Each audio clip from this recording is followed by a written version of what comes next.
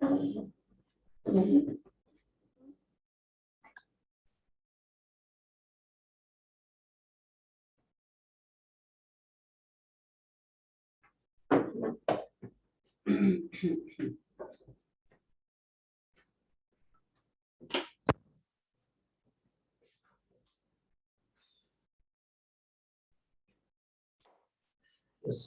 Evening everyone, क्या हाल है?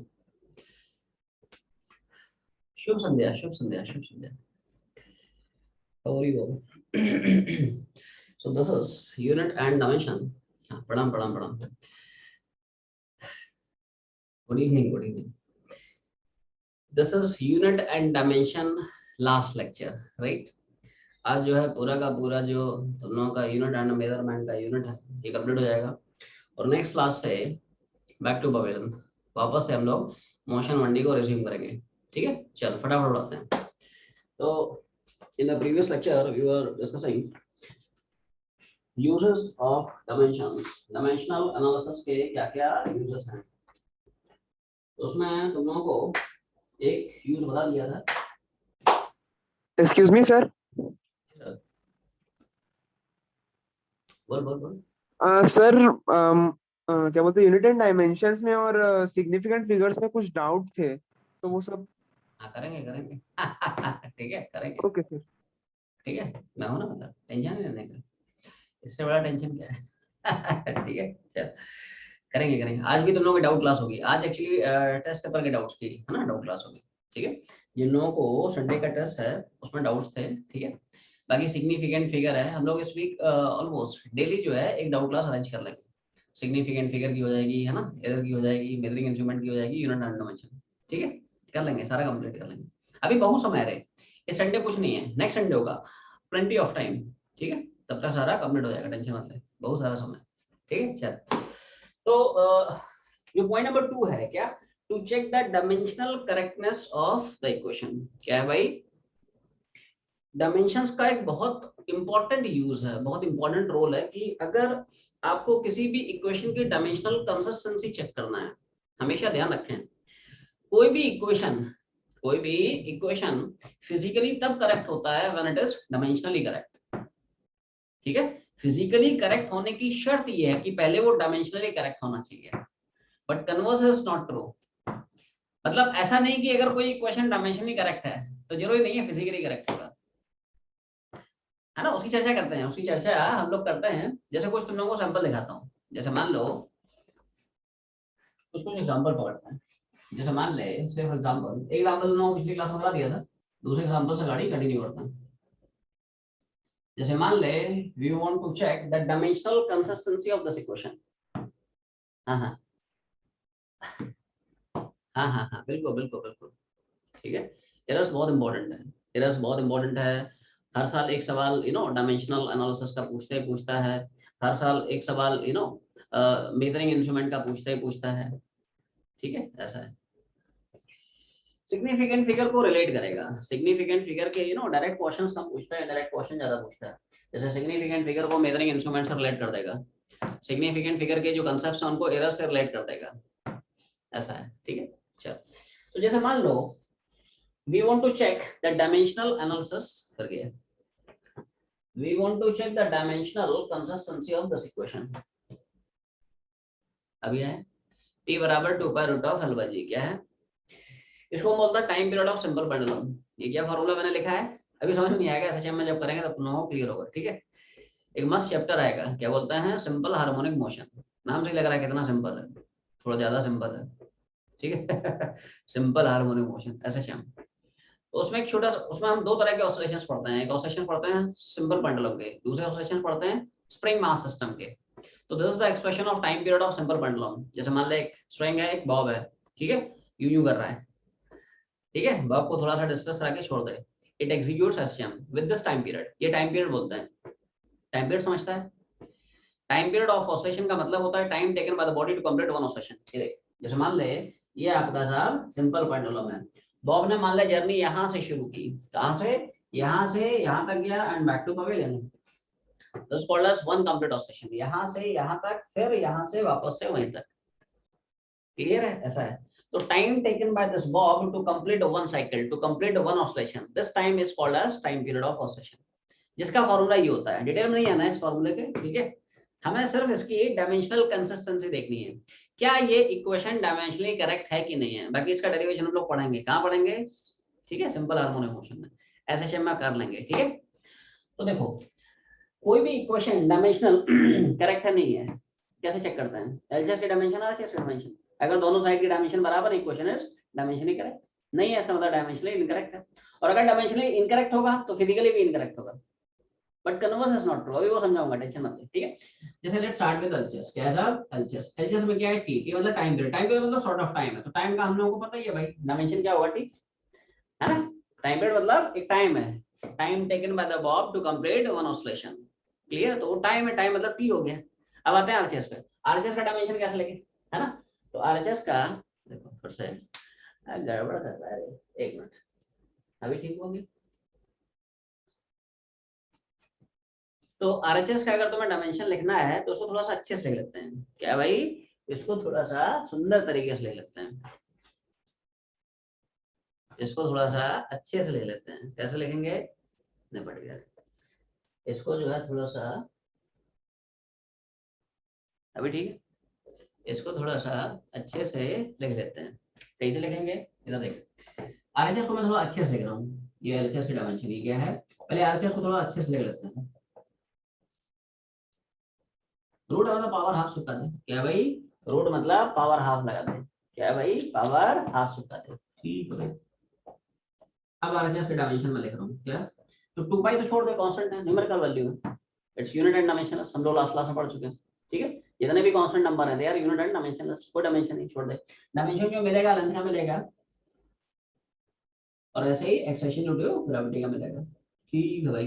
लेंथ का डायमेंशन हम लोग क्या पढ़ते हैं, कैपिटल एल, जी, अब जी क्या है, it is acceleration to gravity, एक तरह का एक्सेशन है, what is the dimension formula for acceleration, आवाज नहीं आई, LT-2 है ना, ये हम लोग पढ़ते हैं, देख जो बेसिक क्वांटिटीज हैं उनके डायमेंशन याद होना चाहिए, है ना, जैसे वेलोसिटी LT-1, है ना, एक्सेशन LT-2, फोर्स MLT-2, है ना, work done ML²T-2, power ML²T-3, I mean जो है ना बेसिक क्वांटिटीज हैं, है ना, ठीक है, तो उनके डायमेंशन याद होना चाहिए, और याद नहीं है तो निकाल ले, हाँ भाई, एक्सेशन बढ़ता है क्या, वेलोसिटी अपॉन टाइम, वेलोसिटी बढ़ता है क्या, डिस्प्लेसमेंट अपॉन टाइम, ठीक है भाई, तो डिस्प्लेसमेंट या डिस्टेंस है, लेंथ सब L हो गया, this is T into T, तो मतलब है ना, मतलब समझ गया ना, मतलब ऐसा है LT-2, बट बेहतर है वो सब याद रखें, ठीक है। तो देखो एक्सेशन ड्यू टू ग्रेविटी मतलब सॉर्ट ऑफ एक्सेशन ही है, एक तरह का एक्सेशन है, acceleration due to gravity, right, ठीक है, LT-2 और इसकी पावर बोलो भाई, क्लियर है, क्लियर है, इसको खोल दे, इसको क्या कर, ओपन कर, L पावर 1/2, इसको क्या मैं लिखूंगा, L पावर 1/2 और T की पावर -1, L की पावर तो 1/2 समझ में आ गया, ये -1 कैसे आया, ये समझ में नहीं आया होगा, मल्टीप्लिकेशन पार पार, ये देखो जैसे टी की पावर -2 और होल की पावर 1/2, तो मल्टीप्लाई कर दिया ना, पार पार आपस में मल्टीप्लाई हो गए, तो देखो 2 2 उड़ गया, कितना, टी पावर -1, वो डायरेक्ट हो गया, राइट, तो एल पावर 1/2 चिपक जाएगा, और ये ऊपर जाएगा तो पावर पॉजिटिव हो जाएगा, टी पावर 1 लिख दे, टी लिख दे, एक ही चीज है, तो जो डायमेंशन एलएचएस की दिख रही है वही डायमेंशन आरएचएस की दिख रही है, क्या भाई, सिंस तो रिजल्ट ये आया क्या, सिंस डायमेंशन ऑफ एलएचएस बराबर डायमेंशन ऑफ आरएचएस, हंस मतलब इस तरह से एक्सप्रेस करते हैं, जैसे स्कूल एग्जाम्स में अगर सवाल आता है ना, कि check the dimension consistency of this equation, तो इस तरह से लिखते हैं कि सिंस एलएचएस आरएचएस दोनों के डायमेंशन बराबर है, हंस the equation is dimensionally correct, हंस दिस इक्वेशन इज क्या, डायमेंशनली, ठीक है भाई, तब फटाफट छापते चलो, ठीक है भाई, इसमें छोटा सा पॉइंट तुम लोग बता दूं, पहले इतना छापो, पहले जो है ना, थोड़ा स्पीड में जल्दी उड़ो, थोड़ा सा स्पीड में जल्दी,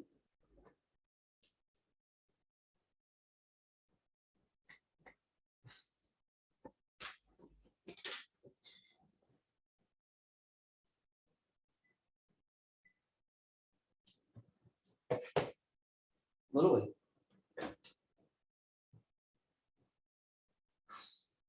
डन सर। छाप लिया, यस, चल रहा है, करो जल्दी जल्दी करो, हाँ, थोड़ा सा स्पीड में,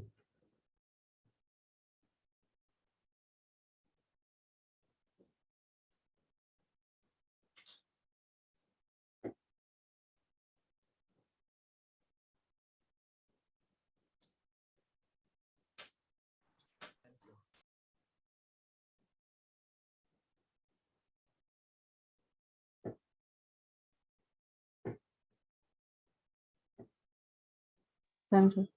चलिए चलो अच्छा। तो इसमें एक छोटा सा पॉइंट, ठीक है, एक छोटा सा पॉइंट तुम लोगों को बताता हूँ।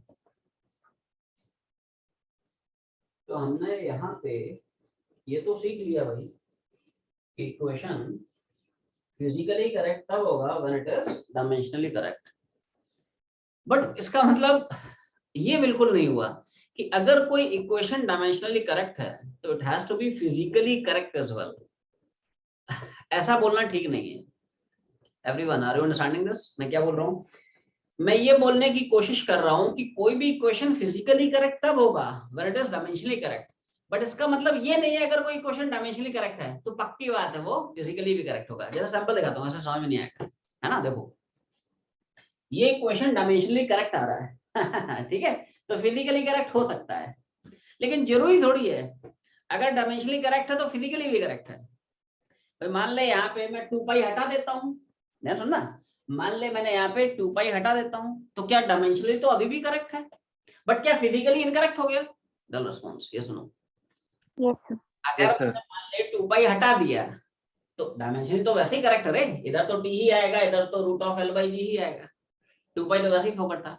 तो हमेशा ध्यान रखें, है ना, कोई भी equation no doubt physically correct तब होता है when it is dimensionally correct, but जरूरी नहीं है कि अगर कोई इक्वेशन डायमेंशनली करेक्ट है तो फिजिकली भी करेक्ट हो।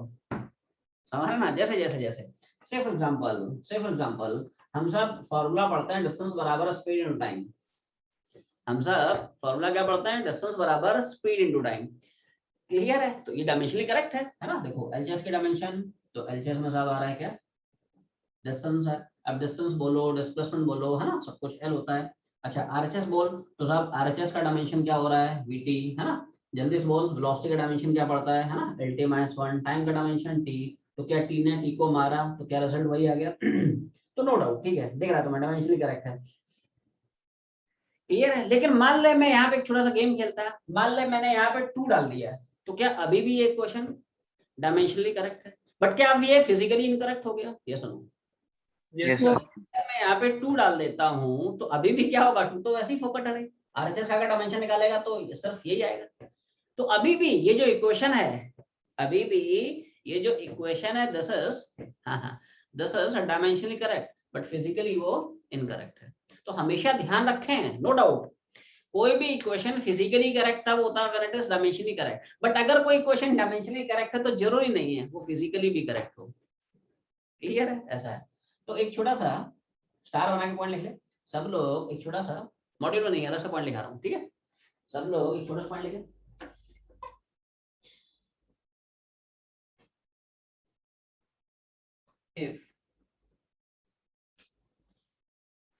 if the equation is if the equation is dimensionally correct, then it is not necessarily, then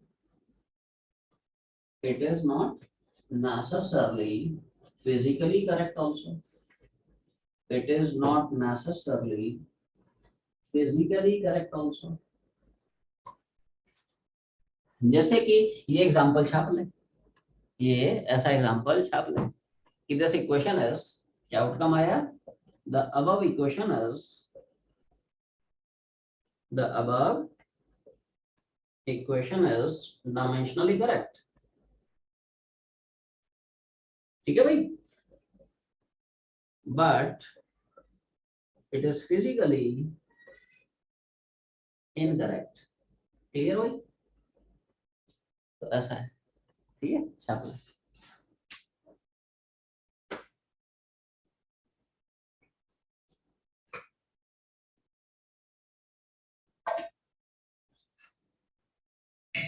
बोलो भाई कितना होगा? Yes sir. छाप ले। तो उसमें जो है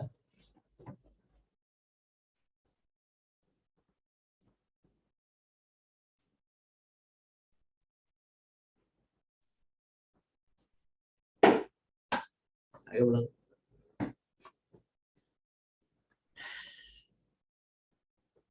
इतना हो गया। अब यहाँ पे एंट्री होती है प्रिंसिपल ऑफ होमोजेनिटी की। क्या हेडिंग बनेगी? सब लोग हेडिंग बनाए। हेडिंग पड़ेगी प्रिंसिपल ऑफ होमोजेनिटी।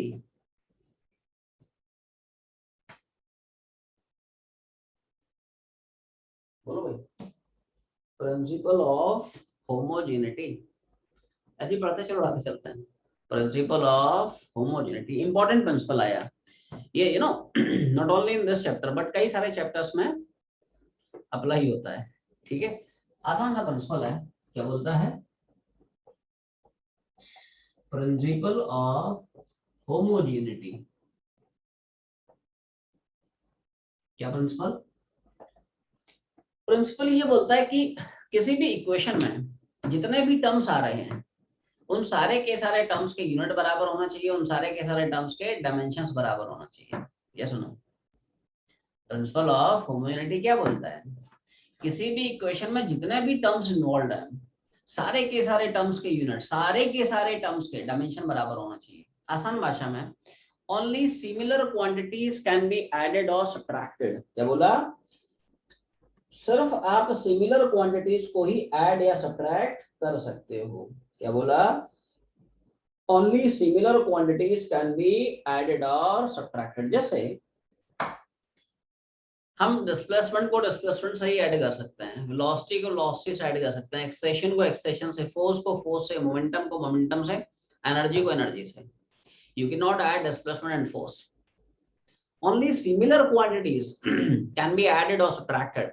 देख, मल्टीप्लाई डिवाइड जिस क्वांटिटी का जिस मर्जी क्वांटिटी से कर सकता है, बट एडिशन या सब्ट्रैक्शन सिर्फ आप सिमिलर क्वांटिटीज के साथ परफॉर्म कर सकते हो। जैसे यू नो, डिस्प्लेसमेंट को आप डिस्प्लेसमेंट से ऐड करोगे, फोर्स को फोर्स से ऐड करोगे, काइनेटिक एनर्जी को काइनेटिक एनर्जी से ऐड करोगे। ये कहानी है। सिमिलर क्वांटिटीज को ही आप ऐड या सब्ट्रैक्ट कर सकते हैं। मल्टीप्लिकेशन डिवीजन में कोई फाइट नहीं है, जिसको मर्जी उठा के जिस मर्जी से क्वांटिटी से मल्टीप्लाई कर दो। ये देखो, आपने मास को उठा के एक्सेशन से मल्टीप्लाई कर दिया, कुछ भी कर दिया, मास को उठा के वेलोसिटी से मल्टीप्लाई कर दिया, देखो मोमेंटम बन गया, है ना? जिस मर्जी क्वांटिटी को जिस मर्जी क्वांटिटी से मल्टीप्लाई डिवाइड कर सकते हो। बट एडिशन या सब्ट्रैक्शन में आप सिर्फ सिमिलर क्वांटिटीज को ही ऐड या सब्ट्रैक्ट कर सकते हो। ठीक है, तो इक्वेशन ये बोला। ठीक है, प्रिंसिपल ऑफ होमोजेनिटी का फाइनली जो स्टेटमेंट है वो ये आया कि किसी भी इक्वेशन में जितने भी टर्म्स इन्वॉल्व हैं, इक्वेशन में जितने भी टर्म्स इन्वॉल्व हैं सारे के सारे टर्म्स के यूनिट और डायमेंशन बराबर होना चाहिए। इन एनी इक्वेशन, क्या dimensions of all the terms क्या होना चाहिए? Must be same. क्या होना चाहिए भाई? जैसे कि से फॉर एग्जांपल एक छोटा सैंपल दिखाता हूँ, जैसे मान ले से for example second equation of motion क्या है भाई? s बराबर ut हाफ at स्क्वायर। तो इस इक्वेशन में जितने भी टर्म्स हमें दिख रहे हैं सबके यूनिट बराबर हैं, सबके डायमेंशन बराबर हैं। The point I am trying to make here is distance का डायमेंशन, ut का डायमेंशन, हाफ at स्क्वायर का डायमेंशन। इन तीनों क्वांटिटीज के इस इक्वेशन में ये तीन टर्म्स इन्वॉल्व हैं, इन तीनों के यूनिट बराबर होना चाहिए, डायमेंशन बराबर होना चाहिए। ये सुनो भाई, एक बार बता, डिस्टेंस को डिस्टेंस से ऐड करेगा तभी तो डिस्टेंस मिलेगा, डिस्टेंस को डिस्टेंस से ऐड करेगा तो डिस्टेंस मिलेगा। ठीक है, प्रूव भी कर सकते हैं। जो डायमेंशन इसका वही डायमेंशन इसका, वही डायमेंशन इसका। जैसे से फॉर एग्जांपल मैं एस से शुरू करता हूँ गाड़ी, एस का डायमेंशन भाई डिस्टेंस है, डिस्प्लेसमेंट जो भी है एल है ना। नेक्स्ट आया यूटी, तो देखो अब यू क्या है? वेलोसिटी। वेलोसिटी हम लोग क्या पढ़ते हैं, तो ये स्टैंडर्ड है, याद रख ले। वेलोसिटी क्या है? lt माइनस 1, और टाइम मान ले टी है, तो टी ने टी को मारा, बहुत मारा रे, है ना? क्लियर है? देखो बराबर आ रहा है ना, जितना इसका उतना ही यूटी का। और वही कहानी आखिरी मान लो हाफ at स्क्वायर। क्या है सर? तो हाफ at स्क्वायर में क्या होगा? आवाज जी कैसे किया समझ में? हाफ छोड़ दे, है ना? तो न्यूमेरिकल वैल्यू है, मैग्नीट्यूड है ना, राइट? Only number. हाफ छोड़ दे, एक्सेशन, तो एक्सेशन हम लोग पढ़ते हैं, अभी भी पढ़ता है तुम लोग, अभी भी बताया कितना होता है, इट इज lt माइनस 2। ये सुनो, एक्सेशन क्या पड़ता है? lt माइनस 2, और टाइम क्या हो गया t, तो t स्क्वायर है तो मैंने t स्क्वायर चिपका दिया, राइट? मल्टीप्लिकेशन बार बार जोड़ जाती है, राइट। तो 2 - 2 मतलब 0, t पावर 0 मतलब इट्स 1, ऐसा है।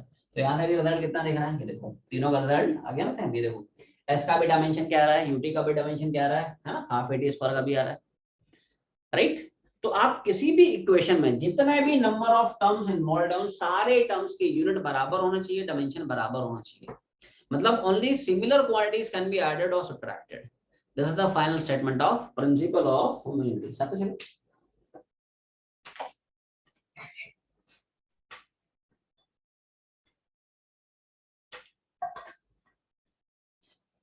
बोलो भाई।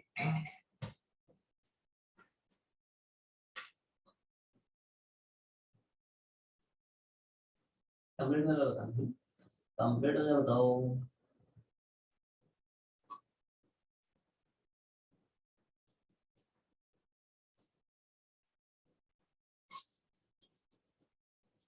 बोलो भाई कितना हो गया। Yes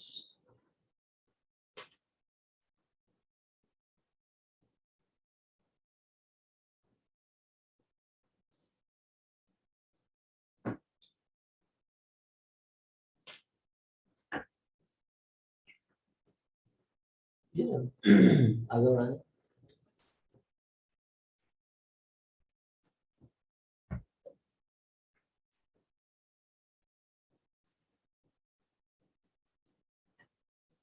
done sir.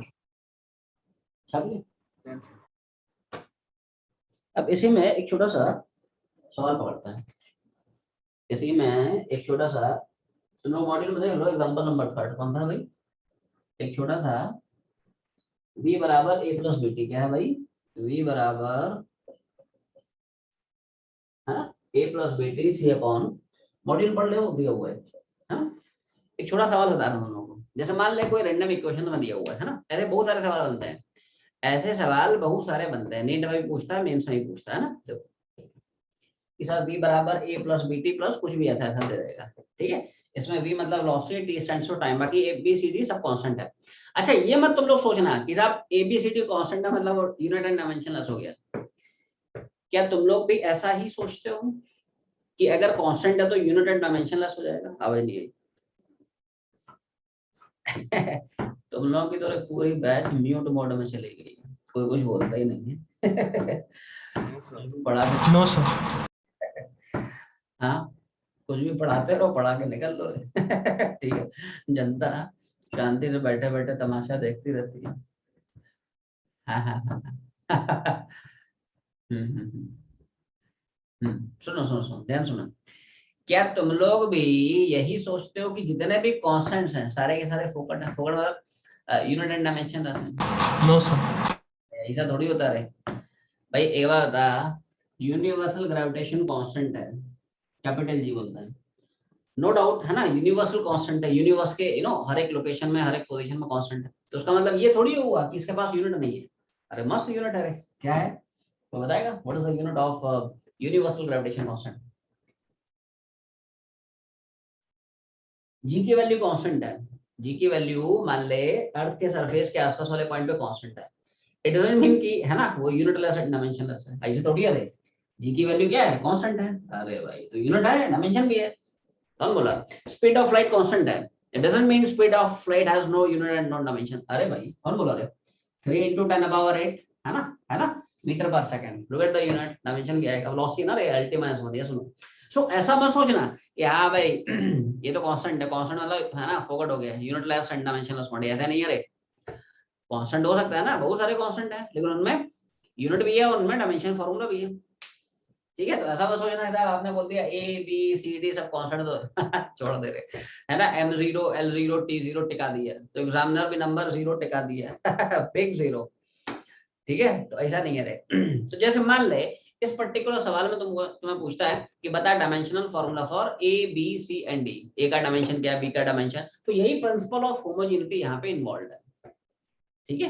कैसे कैसे देखो, इक्वेशन में आप जितने भी टर्म्स यूज कर लें उन सारे टर्म्स के यूनिट डायमेंशंस बराबर होना चाहिए, है ना भाई। एक बार बता, वेलोसिटी को वेलोसिटी से ऐड करेगा तभी तो वेलोसिटी मिलेगा।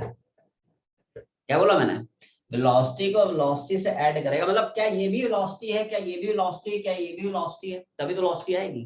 तो यहाँ से अपनी जर्नी शुरू हो रही है, जर्नी बिगिंस। देख मैं ये बोल रहा हूँ, लेट्स स्टार्ट विद ए। क्या ए का dimension using the principal of homogeneity, क्या बोल रहा हूँ, using the principal of homogeneity, ठीक है ना। तो प्रिंसिपल ऑफ होमोजेनिटी के हिसाब से क्या ए का डायमेंशन और वेलोसिटी का डायमेंशन बराबर होना चाहिए, यस और नो। और वेलोसिटी क्या Yes, पढ़ते हैं, lt माइनस 1। तो यहाँ से ए का डायमेंशन क्लियर है, समझ लो बात में सामने, ठीक है। पहले समझे है ना। अब देखो, अब वेट करते हैं बी पे। तो देखो क्या बीटी का वेलोसिटी, मतलब बीटी का डायमेंशन और वेलोसिटी का डायमेंशन बराबर होना चाहिए, यस और नो। ये भी वेलोसिटी, ये भी वेलोसिटी, बराबर करा दें। तो बी बराबर, अब देखो वेलोसिटी का डायमेंशन कितना बोलो, lt माइनस 1 और डिवाइड बाय टी, टी मतलब टाइम हो गया है ना। तो क्या हो गया बोल, टी हो गया, डेली का ना बार बार सब्ट्रैक्ट हो जाएंगे, -1 होगा, -2 हो जाएगा, क्लियर। तो अब देखो ये सी और डी इंपॉर्टेंट है ना, ए और बी तो खैर आसान था, सी और डी इंपॉर्टेंट है, इनमें थोड़ा ध्यान दें। देखो डी वैसे आसान है, डी तुम लोग डायरेक्टली हिट कर लोगे। देखो एवरीवन सी दिस, क्या डी का डायमेंशन वही होना चाहिए जो कि टी का है, ये सुनो। आप टाइम को टाइम से ही तो ऐड कर सकते हो, अरे टाइम को डिस्टेंस थोड़ी ऐड कर सकता है। मतलब पक्की बात है क्या, डिस्टेंस का आई मीन डी का, डी तो कुछ भी हो सकता है ना, डी का डायमेंशन वही होना चाहिए जो कि टी का है। तो देखो डी का सेम प्रिंसिपल ऑफ होमोजेनिटी सब में अप्लाई कर रहा हूँ, ठीक है क्या। ये सब डी का डायमेंशन वही जो कि टी का, टी मतलब टाइम। हाँ अब गाड़ी फंस जाएगी तुम्हारी सी में, सी को कैसे निकालेगा, बाकी सब तो आसान है ना, ए निकाल लिया है ना, बी निकाल लिया, डी निकाल लिया, सी में तुम्हारी गाड़ी अटक सकती है ना। तो देखो क्या इस पूरी क्वांटिटी का, ध्यान सुनना क्या, हाँ क्या अप्रोच लगा रहा हूँ, हाँ देख देख सुन सुन सुन, क्या इस पूरी क्वांटिटी का डायमेंशन वो होना चाहिए कि वेलोसिटी का, ये सुनो पूरी क्वांटिटी नॉट ओनली सी, पूरी पूरी पूरी है ना, पूरा वेलोसिटी है, ये वेलोसिटी ये वेलोसिटी ये वेलोसिटी, तो वेलोसिटी वेलोसिटी ऐड करेगा तभी तो वेलोसिटी आएगा। देखो क्या लिख रहा हूँ, the point I am trying to make here is dimension of C upon D plus T बराबर बी। देखो क्या इस पूरे फैक्टर का डायमेंशन वही जो वेलोसिटी का, देखो ठीक है ऊपर तो सी है, अब देख क्या डी प्लस टी का डायमेंशन वही होगा जो कि टी का, एक्चुअली ये अप्रोच है। क्या बोला मैंने, डी प्लस टी का डायमेंशन, भाई टी का भी डायमेंशन वही, डी का भी वही, डी प्लस टी का भी वही, डी माइनस टी का भी वही। क्या यहाँ पे माइनस होता तब भी डी का डायमेंशन टी के बराबर होता, ये सुनो भाई, वेलोसिटी को वेलोसिटी से माइनस करेगा तो वेलोसिटी आएगा, या वेलोसिटी को वेलोसिटी से ऐड करेगा तो वेलोसिटी आएगा। प्लस माइनस से कोई फर्क नहीं पड़ेगा, प्लस माइनस से फर्क नहीं पड़ता। तो देखो डी प्लस टी का डायमेंशन वही जो कि टी का, कोई शक नहीं किसी को, वेलोसिटी तो पता ही है lt माइनस 1, ठीक है भाई। तो फाइनली सी का डायमेंशन, फाइनली क्या सी का डायमेंशन तुम्हें क्लियर हुआ, टी और टी माइनस 1 ये नीचे चला जाएगा ना, टी जुड़ जाएगा। तो क्या फाइनली तुम्हें सी का डायमेंशन क्लियर हुआ, क्लियर सबने। तो किसी भी इक्वेशन में जो जो टर्म्स इन्वॉल्व होता है ना, उनके इस तरह से हम लोग डायमेंशंस कैलकुलेट कर सकते हैं। This is the basic application of principle of homogeneity, right. और ये जो प्रिंसिपल ऑफ होमोजेनिटी है ना, कई सारे चैप्टर्स में इसके एप्लीकेशंस मिलेंगे।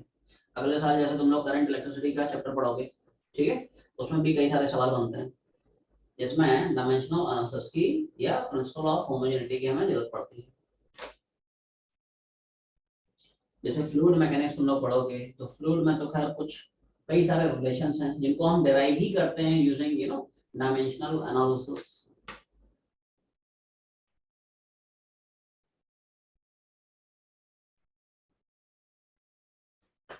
एट प्रेजेंट 3 डायमेंशन से ज्यादा नहीं पता। 7 LM यूनिट्स कौन से डायमेंशंस में आते हैं, नहीं सारे डायमेंशन है। हम लोग 7 फंडामेंटल क्वांटिटी पढ़ा है ना, सातों के अलग अलग डायमेंशन फॉर्मूले पिछली क्लास में बताया ना। मास का m है, लेंथ का l है, टाइम का t है, टेम्परेचर का k है, करंट का a है, ल्यूमिनस इंटेंसिटी cd है, अमाउंट ऑफ सब्सटेंस का mol मोल है। ये शेष समझ रहा ना। तो ऐसा भी हो सकता है, ऐसा कुछ नहीं, क्लियर है भाई।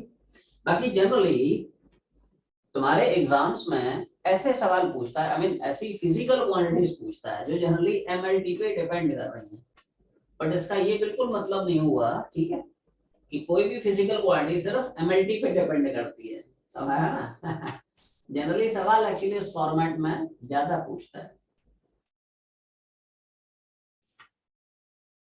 बाकी बहुत सारी क्वांटिटीज हैं जो टेम्परेचर पे भी डिपेंड करती है, तो टेम्परेचर के भी टर्म्स आ सकते हैं। जैसे जब चर्चा करेंगे हम लोग आइडियल गैस इक्वेशन पीवी बराबर एनआरटी, तो वहां पे amount of substance I mean number of moles के भी डायमेंशन का यूज होगा, ऐसा है, क्लियर है। या हम जब हीट एंड थर्मो पढ़ेंगे, रेट ऑफ हीट फ्लो पढ़ेंगे, तो वहां पे टेम्परेचर के भी डायमेंशन का यूज होगा। तो ऐसा नहीं उनका यूज नहीं है, बट वो क्वांटिटीज कम पूछता है। जनरली ऐसी फिजिकल क्वांटिटी के डायमेंशन ज्यादा पूछता है जिसमें एम एल और टी इन्वॉल्व है, क्लियर है, ऐसा है। बोलो भाई, इतना साफ नहीं है? Yes, sir. तो ये तो वही हो गया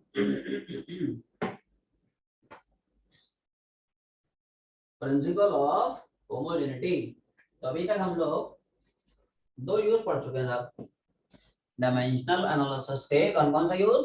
सबसे पहला यूज क्या पढ़ा था? इन कन्वर्जन ऑफ यूनिट, सबसे इंपॉर्टेंट यूज वही है, इन कन्वर्जन ऑफ यूनिट्स, ठीक है। दूसरा क्या है? To check the dimensional consistency of the equation, yeah, principle of homogeneity. These are also very important use of dimensions to establish the relation between various physical quantities. क्या बोला? अगर आपको पता है कि साहब कोई फिजिकल क्वांटिटीज किन किन फिजिकल क्वांटिटीज पे डिपेंड कर रहा है, क्या बोला? अगर अपने को पता है कि हाँ भाई ये physical quantity in in quantities पे डिपेंड कर रहा है, तो उन सारी क्वांटिटीज को रिलेट कर सकते हो using dimensional analysis. Amazing use, ठीक है। तो अभी पढ़ ले, उड़ा देता हूं। तो पॉइंट नंबर नेक्स्ट हमें एक हेडिंग बना ले, क्या? To establish a relation between various physical quantities. Heading बनेगी भाई, to establish a relation between various physical quantities, ठीक है भाई। एक छोटा सैंपल दिखाता हूं, एक छोटा सा एग्जांपल पकड़ के चलते हैं। जैसे से फॉर एग्जांपल मान लो अपने को पता है कोई physical quantities in in physical quantities पर डिपेंड कर रहा है, तो आप उन क्वांटिटीज में एग्जैक्ट रिलेशन निकाल सकते हो using dimensional analysis. Amazing method, ठीक है, आसान सा प्रोसेस। देखो जैसे जैसे जैसे अभी भी एक छोटा सा तुम लोगों को फॉर्मूला बताया था, which formula? Time period of simple pendulum. क्या formula? This is the expression of time period of simple pendulum, ठीक है।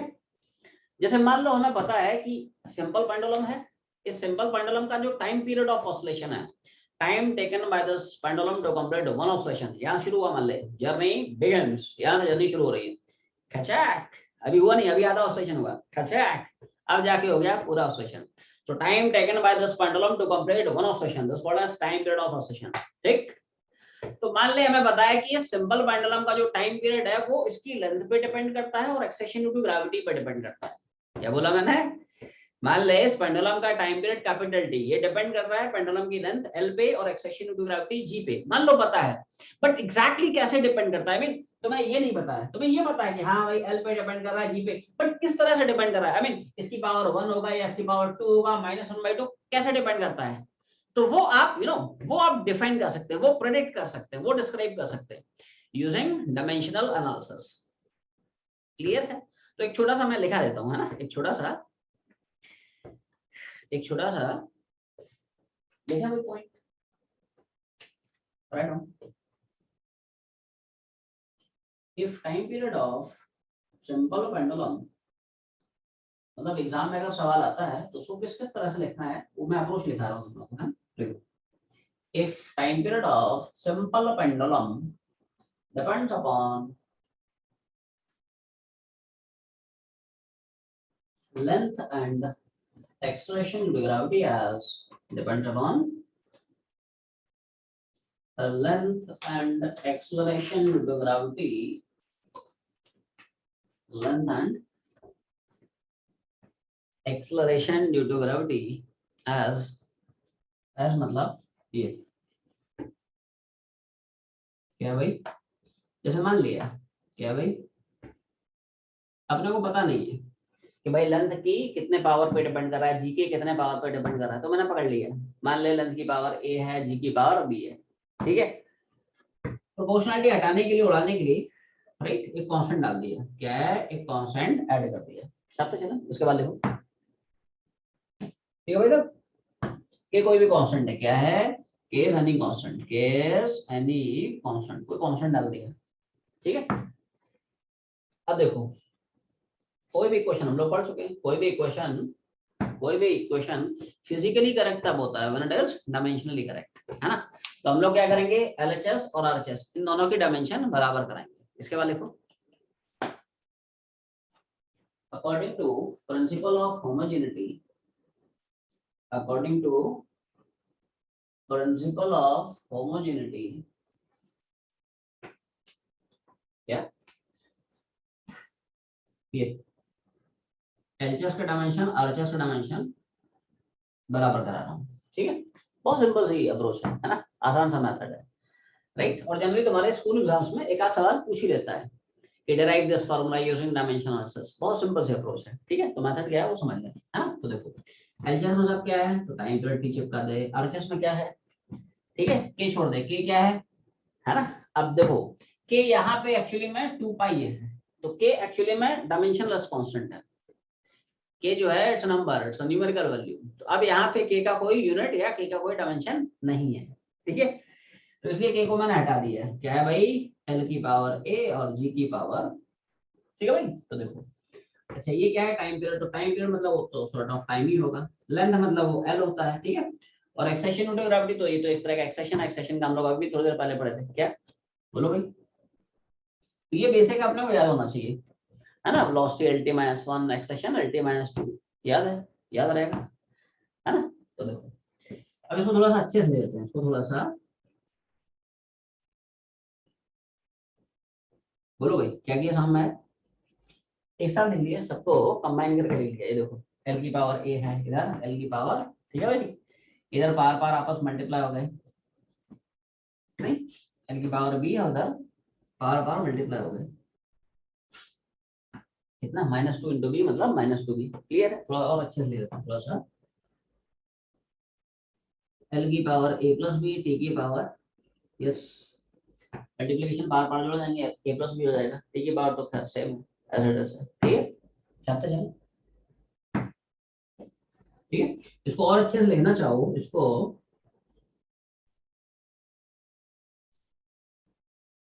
और अच्छे से अगर आप लिखना चाहें,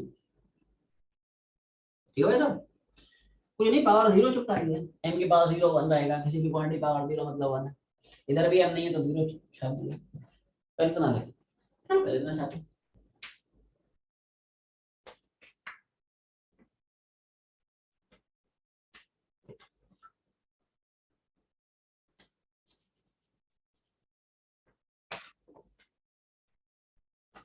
बोलो भाई, इतना होगा। Yes, sir. Done. अब इसके आगे लिखा, अब सब लोग इसके बाद लिखो, after this last step, comparing the dimensions of comparing the dimensions of MLT, क्या, M, L and T on both sides, comparing the dimensions of M, L and T on both the sides, क्या है, M, L, T on both the sides, ये भाई। तो क्या करेंगे, दोनों side m की पावर, l की पावर, t की पावर इक्वेट कराते हैं। क्या कराते हैं, दोनों साइड m, l, t की पावर इक्वेट कराते हैं, ठीक है। देखो, m की पावर यहाँ पे, m की पावर यहाँ पे, 0 बराबर 0, doesn't make any sense, does it, ठीक है। तो कोई दिक्कत नहीं है ना। देखो, l की पावर से मैं गाड़ी शुरू कर रहा हूँ, तो l की पावर यहाँ पे, और बोलो l की पावर यहाँ पे, ये सुनो, पहली क्वेश्चन क्लियर। यहाँ पे l की पावर a प्लस बी, यहाँ पे क्या है, कुछ नहीं है, ठीक है भाई। ऐसा ही दोनों साइड t की पावर बोलो, यहाँ पे कितना है 1, यहाँ पे t की पावर कितना है बोलो। सेकंड क्वेश्चन क्लियर, ये सुनो, t की पावर यहाँ पे -2b, t की पावर यहाँ पे कितनी, क्लियर। तो यहाँ से b आ जाए, यहाँ से b आ गया। अब b की वैल्यू यहाँ पे चिपका दे, a कितना वो निकल आएगा, ये सुनो। तो a कितना आ गया, a और b आ गए, एक बार a और b आ गया, तो फाइनली उसकी वैल्यू सब्स्टिट्यूट करा दे, है ना। अपनी इक्वेशन क्या बनी थी भाई, इधर देखो, ए और बी की वैल्यू डाल रहा हूँ, तो के इंटू एल की वैल्यू, आई मीन ए की वैल्यू, और ऐसे ही जी की पावर बी की वैल्यू। बोलो भाई, ध्यान रख लिया, ए और बी की वैल्यू चिपका दी, एल की पावर ए मतलब 1/2, ठीक है, जी की पावर बी मतलब, ठीक है। तो अच्छा लिया थोड़ा सा इसका जो है,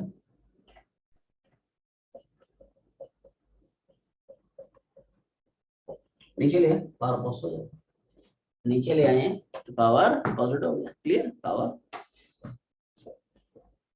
दोनों के साथ चिपका दे, दोनों को, पावर हाफ मतलब रूट है, रूट मतलब इट्स पावर हाफ, तो एल की पावर 1/2। अब पूछोगे ये के कैसे निकाला जाए, ठीक है तो इसको हम लोग एक्सपेरिमेंटली निकालते हैं, पहले ना छाप लो तो मैं बता देता हूँ कैसे निकालते हैं।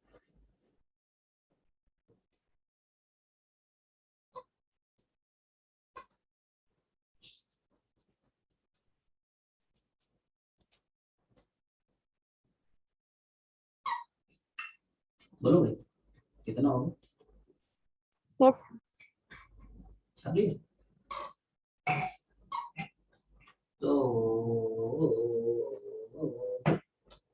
आपको 10 लास्ट स्टेप लिखें, अगले स्टेप पे आगे द कांस्टेंट के, द कांस्टेंट के is determined experimentally, क्या कांस्टेंट के is determined experimentally।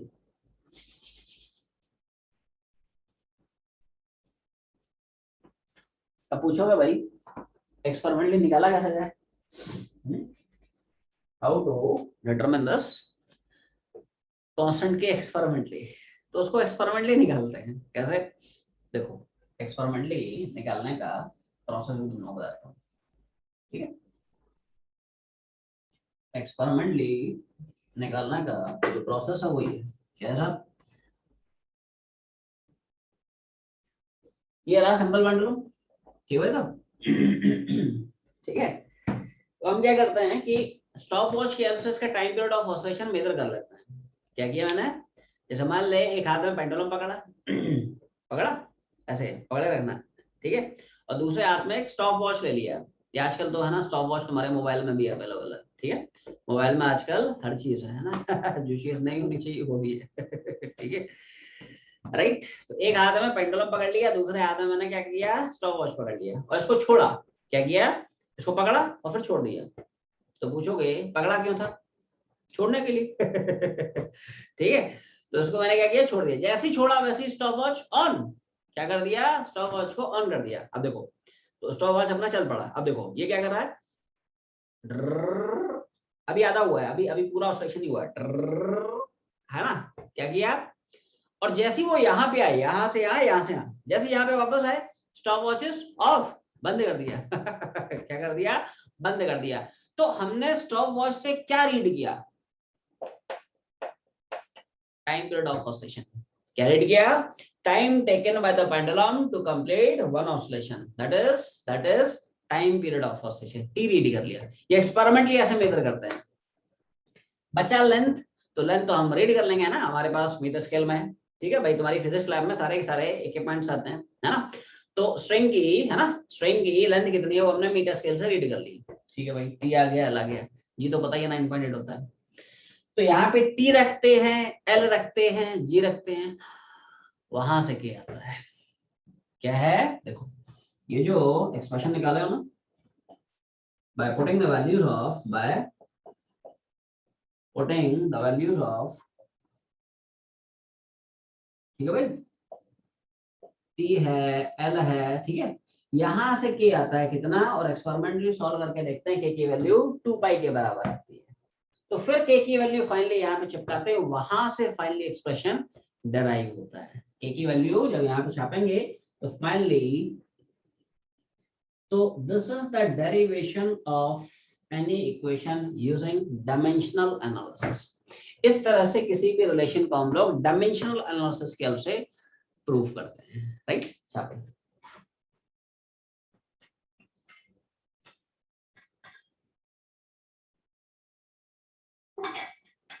बोलो भाई।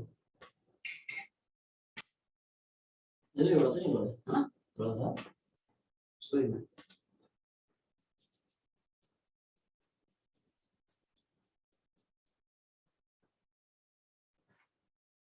यस बरोबर, कितना हो गया? Yes. Done, sir.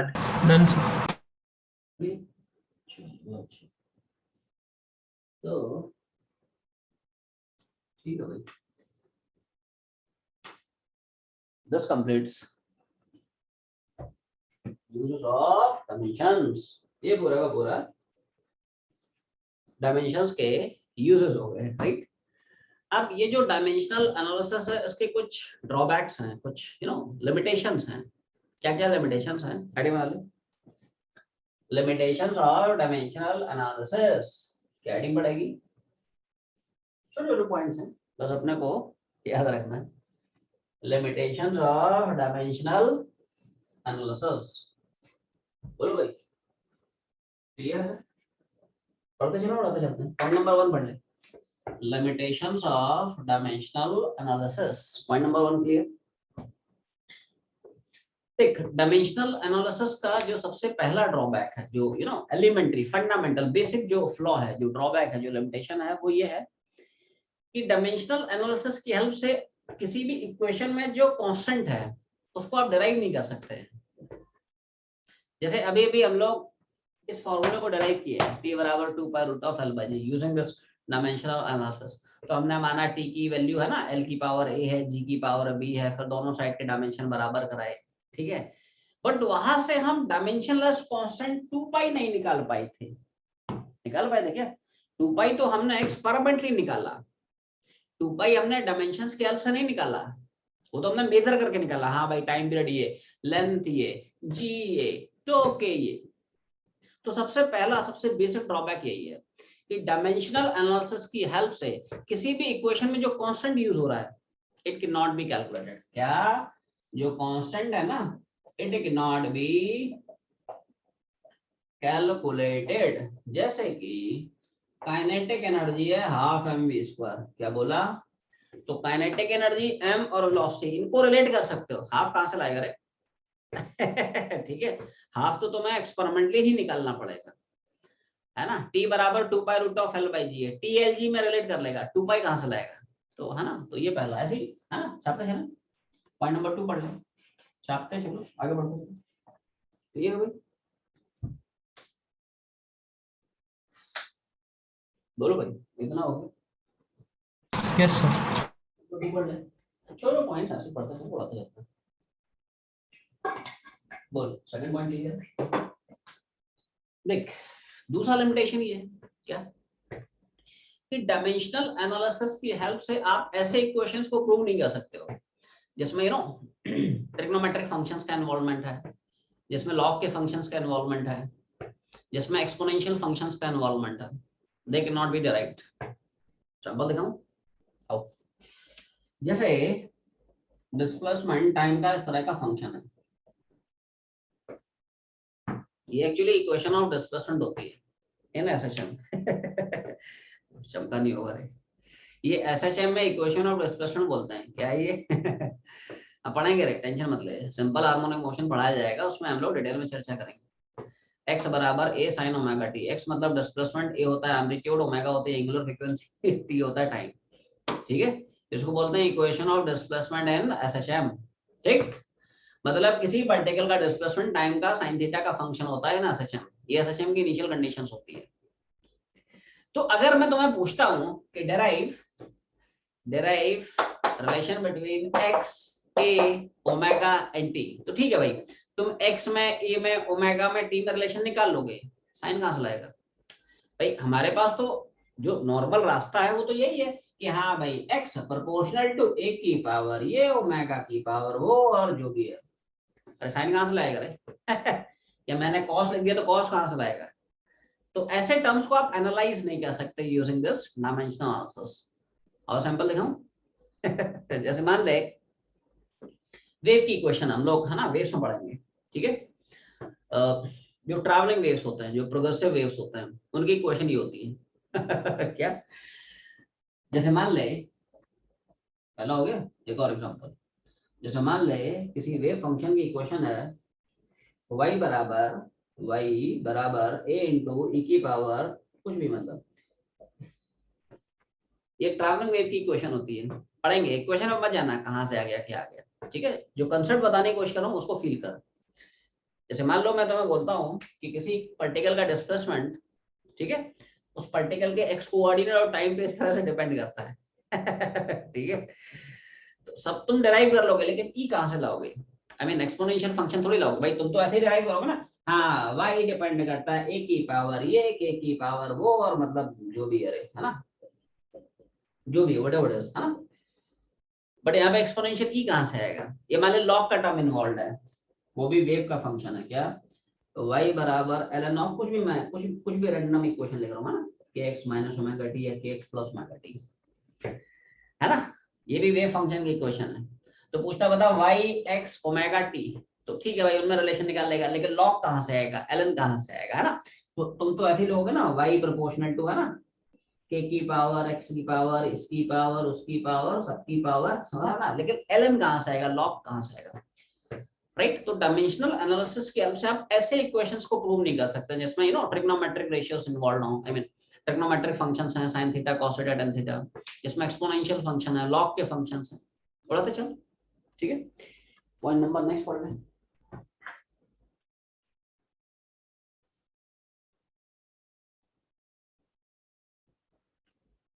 बोलो भाई, कितना होगी? Yes sir. Point number next पढ़ लें। लिमिटेशन नंबर नेक्स्ट देखो क्या, ठीक है भाई।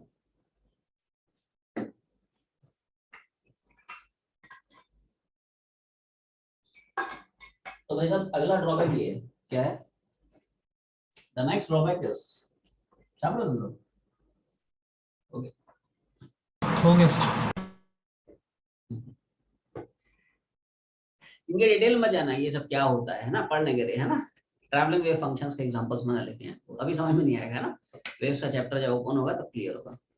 चल, अगला ड्रॉबैक ये है कि आप डायमेंशनल एनालिसिस की हेल्प से उन्हीं इक्वेशंस में रिलेशन निकाल सकते हो जिसमें फिजिकल क्वांटिटी कुछ फिजिकल क्वांटिटीज के प्रोडक्ट या डिवीजन की फॉर्म में एक्सप्रेस हो रही हो। क्या बोला? आप सिर्फ ऐसी ही क्वांटिटीज के बीच में रिलेशन निकाल सकते हो, है ना, जिनमें कोई फिजिकल क्वांटिटी कुछ क्वांटिटीज के प्रोडक्ट में या डिवीजन के फॉर्म में एक्सप्रेस हो रही है। ऐसे क्वांटिटीज को आप डायमेंशनल एनालिसिस की हेल्प से एनालाइज नहीं कर सकते हो, प्रूव नहीं कर सकते हो, जिसमें कोई फिजिकल क्वांटिटी कुछ क्वांटिटीज के एडिशन की फॉर्म में एक्सप्रेस हो रही हो, या सब्ट्रैक्शन की फॉर्म में एक्सप्रेस हो रही हो। ये डिराइव हो सकता है ना। लेकिन जैसे मान लो दिस कैन बी डिराइव्ड, है ना, बट जैसे मान ले मैं बोलता हूँ v बराबर u प्लस टी, क्या बोला फर्स्ट इक्वेशन ऑफ मोशन। तो जैसे मान ले मैं तुमसे बोलता हूँ कि derive the relation between v u a and t, तो प्लस कहाँ से लाएगा, है ना भाई। तुम तो ऐसे ही लिखोगे ना कि साहब ठीक है भाई, v डिपेंड करता है u की पावर a की पावर इसकी पावर उसकी पावर सबकी पावर, प्लस कहाँ से आएगा, आई मीन माइनस कहाँ से आएगा, या s बराबर ut half a t square, है ना, ठीक है। If you want to relate s u a t, तो ऐसे ही तो तुम तो लिखोगे भाई कि s प्रोपोर्शनल टू भाई u की पावर इसकी पावर उसकी पावर, और मतलब समझ ना ठीक है। प्लस कहाँ से आएगा, माइनस कहाँ से आएगा। तो ऐसे इक्वेशंस जिसमें क्वांटिटीज कुछ क्वांटिटीज के एडिशन की फॉर्म में या सब्ट्रैक्शन की फॉर्म में एक्सप्रेस होती है, ऐसे एक्सप्रेशन को हम डिराइव नहीं कर सकते। Such expression, these expressions they can not be derived. Clear भाई, राइट। सबसे ज्यादा बस एक छोटा सा पॉइंट और कंप्लीट हो जाएगा।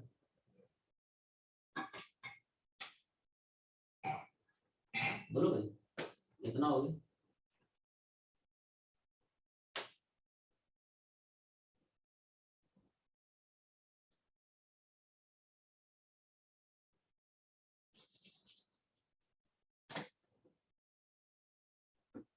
यस,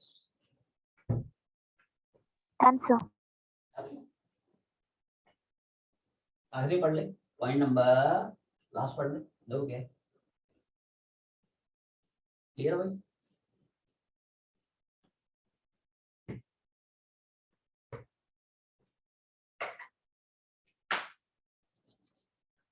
तो हाँ, आखिरी पॉइंट ये बोलता है, आखिरी पॉइंट ये बोलता है कि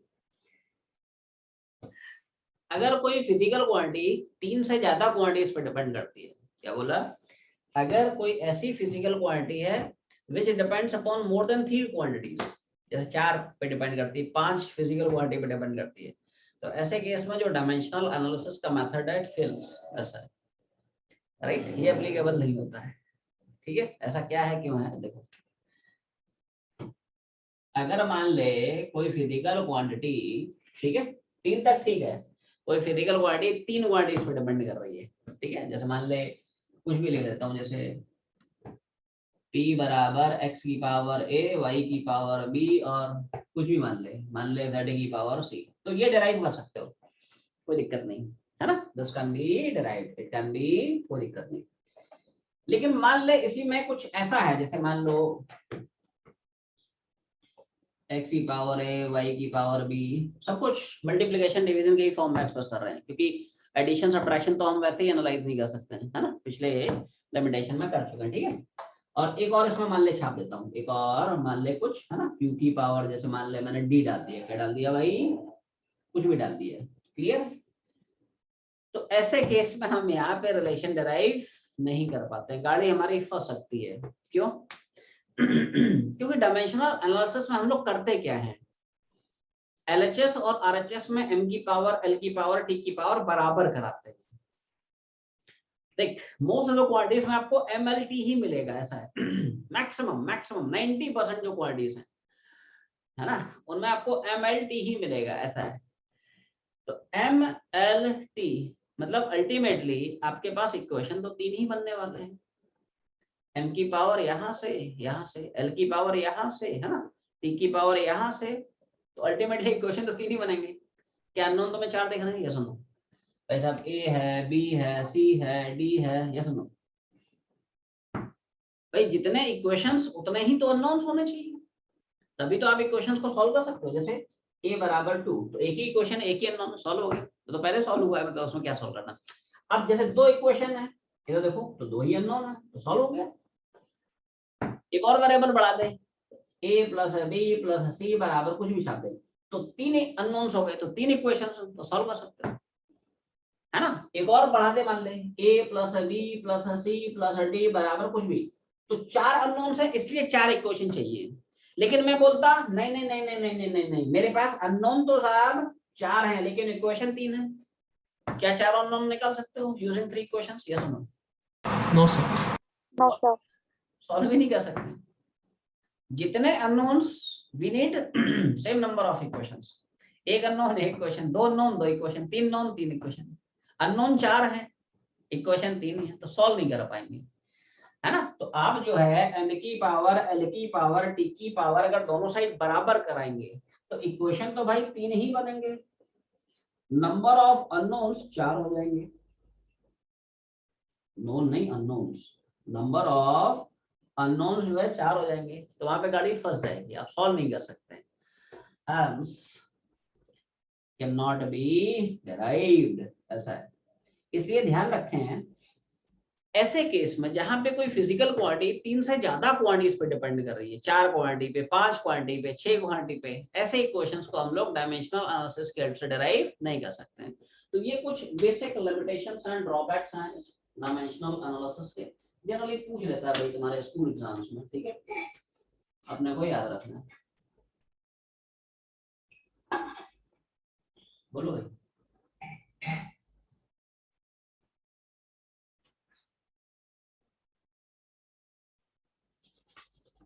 जी सर, कितना छाप लिया? Yes, sir. तो यहाँ पे पूरा का पूरा जो टॉपिक है यूनिट डायमेंशंस का कंप्लीट होता है और मजेदार सवाल शुरू होता है। सवाल जो है बेहतरीन बनते हैं, आसान आसान सवाल है, इंटरेस्टिंग है, तुम लोगों को मजा आएगा, ठीक है। तो सब लोग वर्कशीट पहुंचे, कैसे कैसे सवाल बन सकते हैं। पेज नंबर 49 में है, सब लोग पेज नंबर 49 पहुंचे। यूनिट डायमेंशन सवाल नंबर 1 to 13 कहाँ से खाता है, क्वेश्चन नंबर 1 to 13 अटैक करना शुरू करें, ठीक है। तुम लोगों को 10 मिनट का समय देता हूँ, उसके बाद उड़ाना शुरू करेंगे। योर टाइम स्टार्ट्स नाउ समय शुरू होता है अभी, जल्दी बनाए, हाँ जल्दी जल्दी अटैक करना शुरू करें, हर एक सवाल को अच्छे से पढ़ें, एनालाइज करें, ठीक है, कौन सा फॉर्मूला कौन सा कंसेप्ट एप्लीकेबल है, and use the appropriate formula and with rocket speed, थोड़ा स्पीड में है ना, जल्दी बनाओ, आज कोशिश करेंगे रही ना, ये पूरा जो है थोड़ा दिया जाए इसको।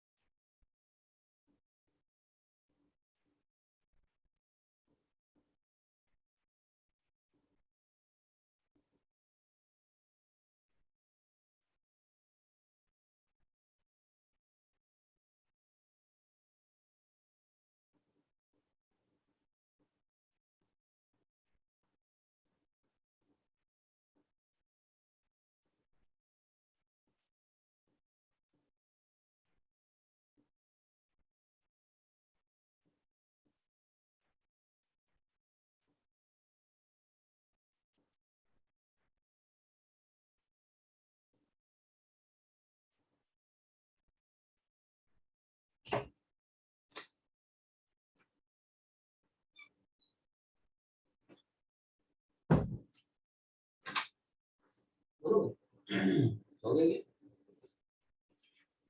यस, चल रहा है।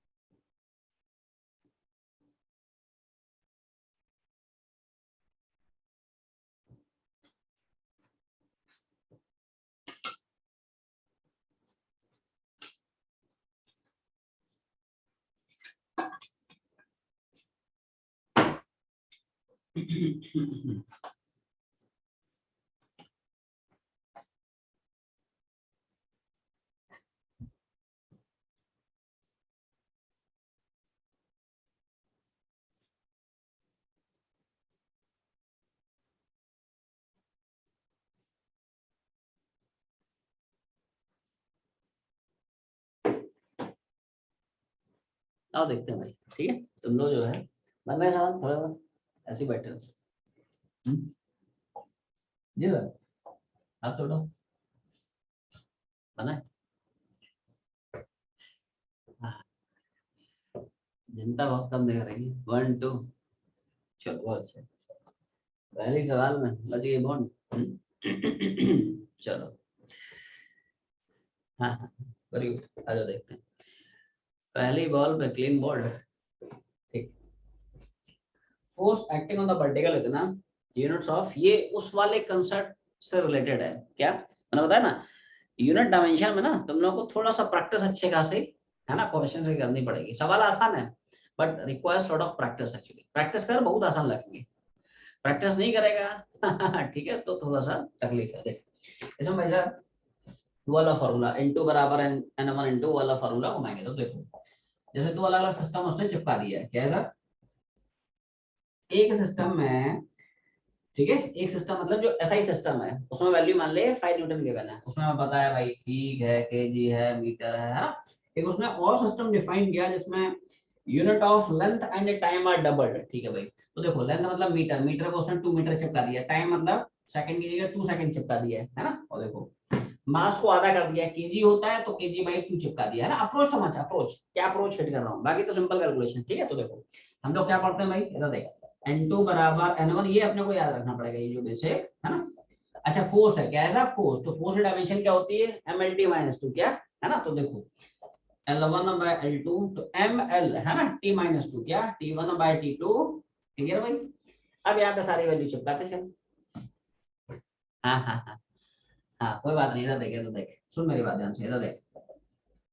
एक सिस्टम में न्यूमेरिकल वैल्यू पता है, दूसरे सिस्टम में न्यूमेरिकल वैल्यू पूछ रहा है एक ही फॉर्मूला है ना। तो देखो फर्स्ट सिस्टम में जिसको हम बोलते हैं एसआई सिस्टम, उसमें मान ले फोर्स की वैल्यू 5 न्यूटन गिवन है। कितना साहब, 5 न्यूटन। अब देखो रुको रुको रुको, 1 मतलब फर्स्ट सिस्टम ये है ना, 2 मतलब सेकंड नया वाला जो सिस्टम है ना। तो देखो मास, अब देखो एवरीवन है ना, सी दिस मास मतलब फर्स्ट वाला केजी, सेकंड वाला सिस्टम मतलब केजी बाई 2, कितना आधा कर दिया ना रीयूनिट, है ना।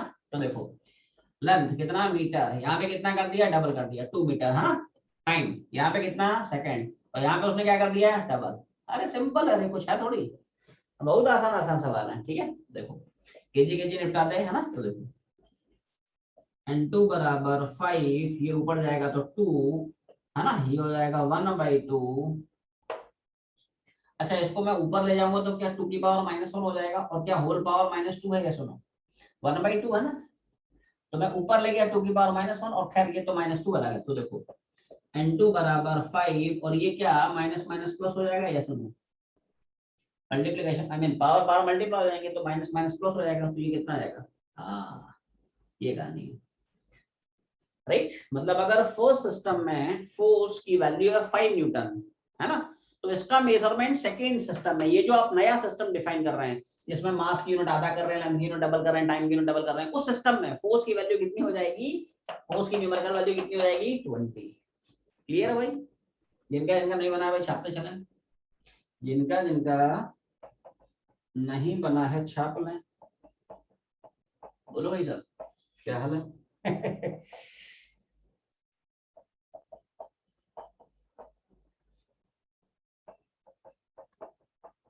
जी सर। आंसर देख के अजीब सा लग रहा हो तुम लोगों ने कि क्या लिख रहे हो, बनाएंगे। छाप ले बताता हूँ। पता है ना कि तुम लोग अभी जो है फर्स्ट टाइम सवाल बना रहे हो। ठीक है, तो यूनिट एंड मेजरमेंट का जो आसान सा यूनिट है तुम लोगों को बहुत टफ लग रहा होगा, पता है ना। प्रैक्टिस प्रैक्टिस प्रैक्टिस, आसान है बट है ना, कंडीशन इज देयर, प्रोवाइडेड जम के प्रैक्टिस करें, ठीक है। थोड़ा सा धुआंधार प्रैक्टिस करो तुम लोग, ठीक है, तो थोड़ा सा कॉन्फिडेंस आएगा, तभी तो पता चलेगा हाँ भाई इस सवाल में ये पूछ रहा है ना। एक ही बार तो सवालों के है ना, इंटरप्रिटेशन ही गड़बड़ हो जाते हैं कि भाई क्या पूछ रहा है, क्या घुमाना है ना। तो देखो आसान सवाल है, घबराने की जरूरत नहीं है, ठीक है। तुम लोग बहादुर बच्चे हो, इसमें कोई शक नहीं, ठीक है। आ जाए तो जैसे ऐसे कई इस प्रोफाइल के कई सारे सवाल पूछते हैं, और ये नीट में भी पूछे जा चुके हैं, जेई मेंस में भी पूछे जा चुके हैं, ठीक है। जैसे बोलेगा कि साहब वेलोसिटी इतना है ना, एक्सेलरेशन ड्यू टू ग्रेविटी इतना है, डेंसिटी इतना है, इनको फंडामेंटल यूनिट मान लिया, क्या है। ऐसे कई सारे सवाल तुम्हें मिलेंगे, यहीं पे मिलेंगे कि हाँ भाई वेलोसिटी को फंडामेंटल यूनिट मान लिया, फोर्स को फंडामेंटल यूनिट मान लिया, तो बता मास का यूनिट क्या है, लेंथ का यूनिट क्या है, टाइम का क्या है, एनर्जी क्या है। इस प्रोफाइल के बहुत सारे सवाल बनते हैं, तो इस प्रोफाइल की जो प्रॉब्लम्स उनको डील करने की बहुत मस्त अप्रोच बताता हूँ, लोग मजा आ जाएगा, ठीक है। देख तो इस प्रोफाइल के जो सवाल हैं उनमें हम सब क्या करते हैं, डायमेंशन के हेल्प से चलते हैं। डायमेंशन यूनिट एक दूसरे रिलेटेड है, कोई दिक्कत नहीं, यूनिट है वही डायमेंशन है, डायमेंशन है वही यूनिट है, ठीक है।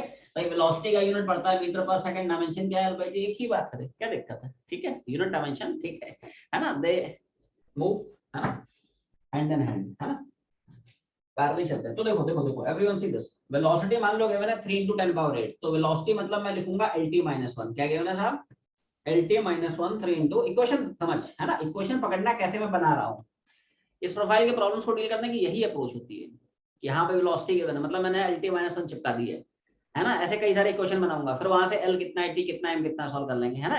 अप्रोच पकड़ अप्रोच, है ना। देखो एक्सेशन तो एक्सेशन ड्यू टू ग्रेविटी मतलब सॉर्ट ऑफ एक्सेशन, एक्सेशन क्या पड़ता है lt - 2, और मान ले ये है ना 9.8 है, ये मान ले मेरी सेकंड इक्वेशन हो गई।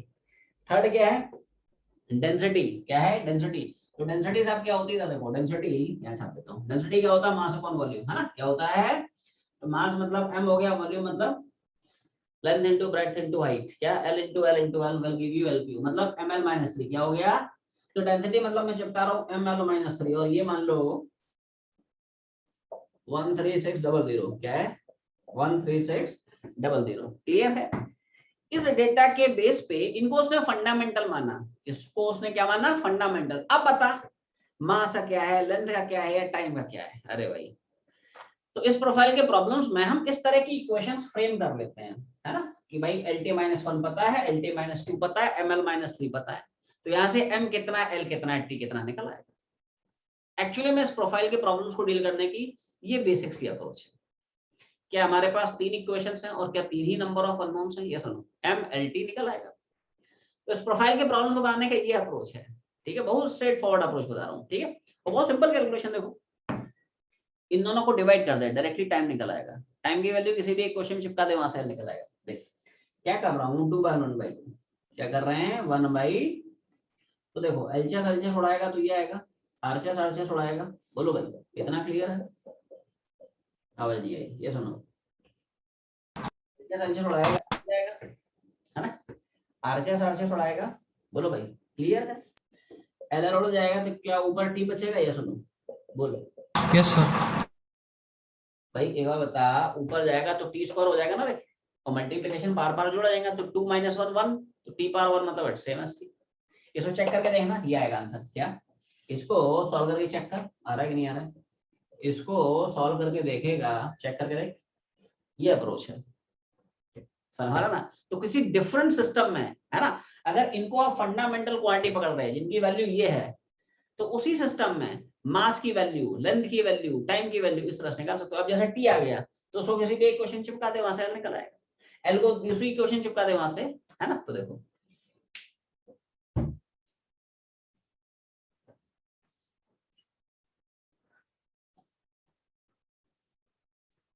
अब इसके आगे की जो कहानी है, रुको रुको रुको, इधर देखो, टी की वैल्यू मैं फर्स्ट में चिपका रहा हूँ। फर्स्ट इक्वेशन क्या हम ऐसे भी लिख सकते हैं, L/T बराबर 3 10 पावर 8, ये सुनो, ठीक है। L/T क्या है? 3 × 10 पावर 8, ठीक है। अब देखो टी की वैल्यू निकाल चुका है, तो L बराबर 3 × 10 पावर 8 × टी की वैल्यू मान लो हो जाएगा भाई। तो इसको चेक करके देख, L की वैल्यू सॉल्व करके देखेगा, आंसर ये आएगा। L आ गया, M निकाल सकते हो। Last equation, concentrate on this.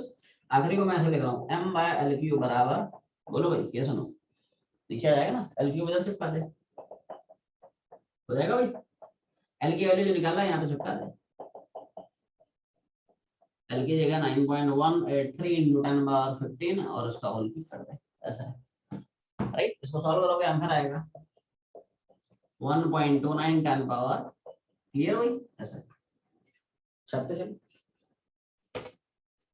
इस प्रोफाइल को जो सवाल बनते हैं, ठीक है भाई, कि किसी सिस्टम में वेलोसिटी गिवन है ना, एक्सेलेरेशन की न्यूमेरिकल वैल्यू गिवन है, डेंसिटी गिवन है, कुछ और गिवन है, बाकी क्वांटिटीज निकालते हैं।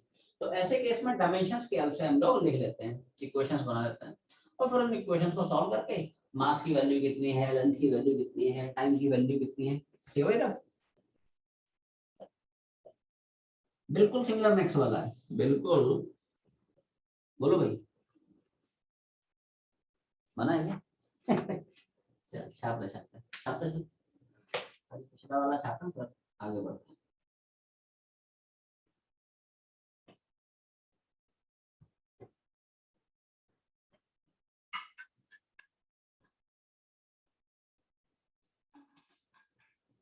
बोलो भाई कितना हो गया?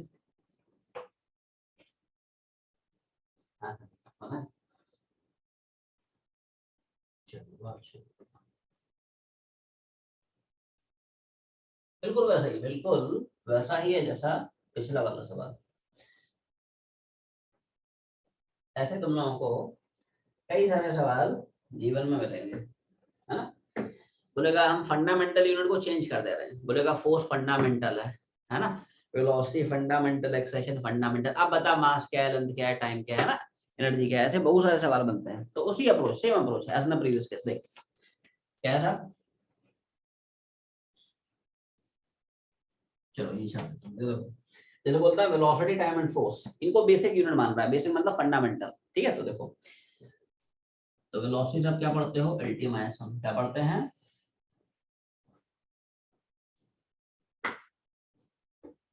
तो LT - 1, ये क्या हो गया, वेलोसिटी, ठीक है भाई। और क्या, टाइम, ठीक है। तो टाइम तो सीधा सीधा T होता है, कोई दिक्कत नहीं है। तो देखो ब्रैकेट लगाना है, ब्रैकेट लगा दो, कोई दिक्कत नहीं। और क्या, और मान ले फोर्स, है ना। तो देखो फोर्स क्या होता है, MLT - 2 क्या होता है। तो ये जो तीन क्वांटिटीज है, ये फंडामेंटल क्वांटिटीज। तो ऐसे सवालों को इसी तरह से करते हैं यूजिंग डायमेंशंस। ऐसे हमने तीन इक्वेशंस बना लिए, राइट। LT - 1 है, T है, MLT - 2 है, ऐसा है, राइट। अब यहाँ पे 3 इक्वेशंस हैं, 3 अननोन्स हैं, m कितना है ना, l कितना है, राइट, t कितना है, वो सब सॉल्व हो जाएगा। ठीक है, देखो क्या करेंगे, t की वैल्यू यहाँ पे चिपका दी, l कितना निकल आएगा, क्या है, l डिवाइड बाय t बराबर वेलोसिटी, क्या है भाई साहब, l डिवाइड बाय t बराबर v। ठीक है भाई। अच्छा t तो तुम्हें पता ही है, t ही है, t कोई अननोन थोड़ी है, t तो हमें पता है, तो यहाँ से l कितना है वो निकल आएगा, दस एम्प्लॉइज दैट l बराबर, ठीक है भाई, l आ गया tv। ठीक है, अब देखो t तो पता ही था, हमने l और निकाल लिया, अब सिर्फ m रह गया, m आ जाएगा तो फिर, है ना। ठीक है, देखो अब पूछोगे साहब m कैसे निकालें, तो यहाँ से m l t माइनस 2 ये f है, क्या है भाई, ठीक है भाई, तो m को क्या हम लिखेंगे, f divide by l, clear है सर। अब देखो, अब इन सब की वैल्यू चिपका रहा हूँ, क्या देखो m बराबर, f तो खैर फंडामेंटल, उसको छोड़, l बस जो निकाला है उसको छाप रहा हूँ, l क्या है, टीवी, क्या छाप रहा हूँ, और बाकी ये है, देखो f एसिडस है, t माइनस 2 एसिडस है, l की वैल्यू यहाँ पे मैंने टीवी चिपका दिया, कितना, तो यहाँ से m कितना वो निकल आएगा, कितना, m आ जाएगा f, नीचे कितना, बोलो भाई, राइट, मल्टीप्लिकेशन पार पार जोड़ जाएंगे, 1 माइनस 2 कितना, -1 हो जाएगा, ऊपर चला जाएगा, इसको f है, t है, v माइनस 1, क्लियर है भाई, क्या हो जाएगा, f है, ऊपर जाएगा प्लस हो जाएगा, ये v माइनस 1 हो जाएगा। अब सवाल पे आते हैं, पूछ क्या कह रहा है, तो सवाल पूछता है find out dimensions of mass energy. आप देखो मास तो आ गया तुम्हारे सामने, क्या है भाई, एफ टी वी माइनस 1। अब बचा एनर्जी, तो हमेशा ध्यान रखें दुनिया में जितने भी तरह के वर्क डन्स आते हैं, जितनी भी तरह की एनर्जीज आती हैं, जितने भी तरह के हीट्स आते हैं, सबके यूनिट बराबर, सबके डायमेंशन बराबर, क्या dimension, ml square t minus 2। ये सुनो, देख ऐसे याद रखो, क्या याद रखना है, डायमेंशंस ऑफ वर्क, है ना, डायमेंशंस ऑफ एनर्जी,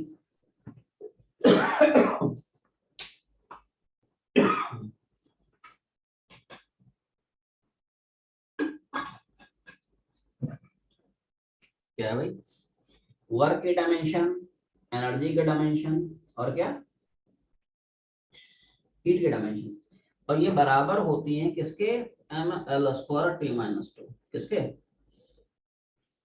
तो लोग चाहो फॉर्मूला घुमा के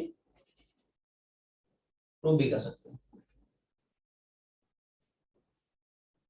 ठीक है भाई साहब, वर्क डन का फॉर्मूला घुमा दो, क्या पड़ता है, देखो वर्क डन बराबर F into D into cos theta, ये पढ़ते हो, तो फोर्स हो गया M L T minus 2, displacement या डिस्टेंस बराबर है, तो क्या आ गया, M L square T minus 2, वही डायरेक्टली लेंगे, कॉस थीटा छोड़ दे, न्यूमेरिकल वैल्यू नंबर है, यूनिट क्लास डायमेंशन। ठीक है, ठीक है, अब देखो, तो आपको चाहिए डायमेंशंस ऑफ एनर्जी, क्या चाहिए अपने को, ठीक है भाई, एनर्जी पूछ लो, वर्क पूछ लो, हीट पूछ लो, एक ही बात है ना, सबका यूनिट बराबर, सबका डायमेंशन बराबर, यूनिट क्या होता है, जूल, डायमेंशन क्या होता है, M L square T minus 2। तो देखो आप छाप रहा हूँ क्या, तो ये है साहब एम एल स्क्वायर। अब देखो टी के बारे में दिमाग लगाने की जरूरत नहीं है, एम और एल जो निकाला वो चिपका रहा हूँ, क्या निकाला जल्दी बोल, what is M, F T V minus 1, क्या है भाई, एफ टी वी माइनस 1, ठीक है भाई, एफ टी, है ना। अच्छा एल स्क्वायर, एल बोल क्या निकाला है, एल एस टीवी, क्या है, एल इज टीवी, स्क्वायर है तो मैंने स्क्वायर करा दिया है ना, तो एम एल स्क्वायर और टी माइनस 2 तो छोड़ दे, है ना, तो ऐसे टी माइनस 2, ठीक है भाई, तो उसको थोड़ा सा अच्छे से रीअरेंज करके लिख देते हैं, F T V minus 1 T square V square, बोलो भाई, ये टी स्क्वायर वी स्क्वायर हो गया, टी माइनस 2 हो गया, टी स्क्वायर ये सब निपट गया, तो क्या फाइनली आंसर अपना, बोलो भाई, ये बार बार मल्टीप्लिकेशन में बार बार जोड़ोगे, 2 माइनस 1 मतलब 1 हो गया, क्लियर, एफ टी वी कौन सा टीवी ठीक है, छापते चले।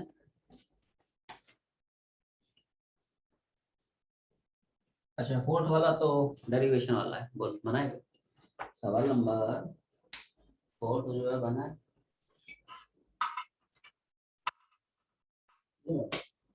चलो बहुत अच्छा, कितना छापी,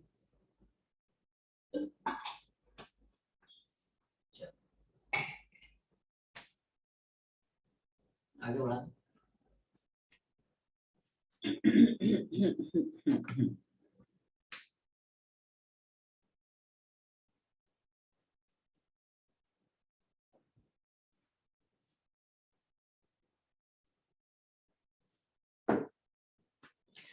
सवाल नंबर 4,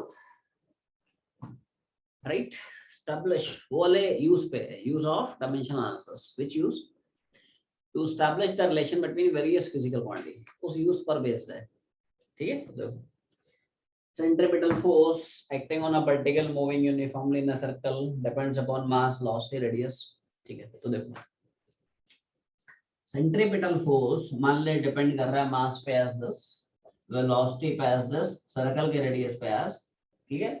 ऐसे तो बनाते हैं, उसको मान लेते हैं पावर ए है, पावर बी है, पावर है। प्रोपोर्शनलिटी हटाने के लिए कांस्टेंट यूज कर रहा हूँ। क्या कर रहा है, कुछ कांस्टेंट लगा दिए। अब अप्रोच होइए क्या, दोनों साइड डायमेंशन बराबर करा देंगे, है ना। दोनों साइड एलसीएस का डायमेंशन आरसीएस का डायमेंशन बढ़ा देंगे।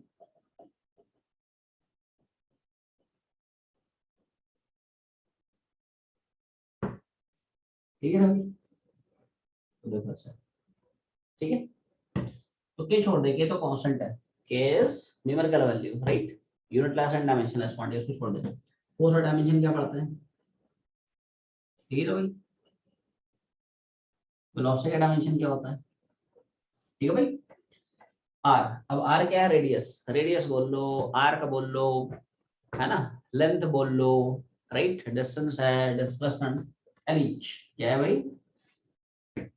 थोड़ा अच्छा ले लेते हैं, थोड़ा सा टर्म्स को रीअरेंज करके ले लेते हैं। बोलो भाई, m की पावर a है ना, l की पावर b, अगर पार पार मल्टीप्लाई हो जाएंगे, नहीं, -1 इंटू बी मतलब माइनस बी हो जाएगा, है ना, l की पावर c, ठीक है।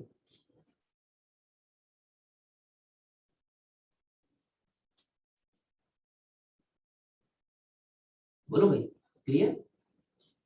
ये देखो मल्टीप्लिकेशन बार बार जोड़ दी, b प्लस c हो गया, t की पावर जो भी है ना। अब दोनों साइड m की पावर, l की पावर, t की पावर इक्वल है, तो वहां से a b c निकल आएगा।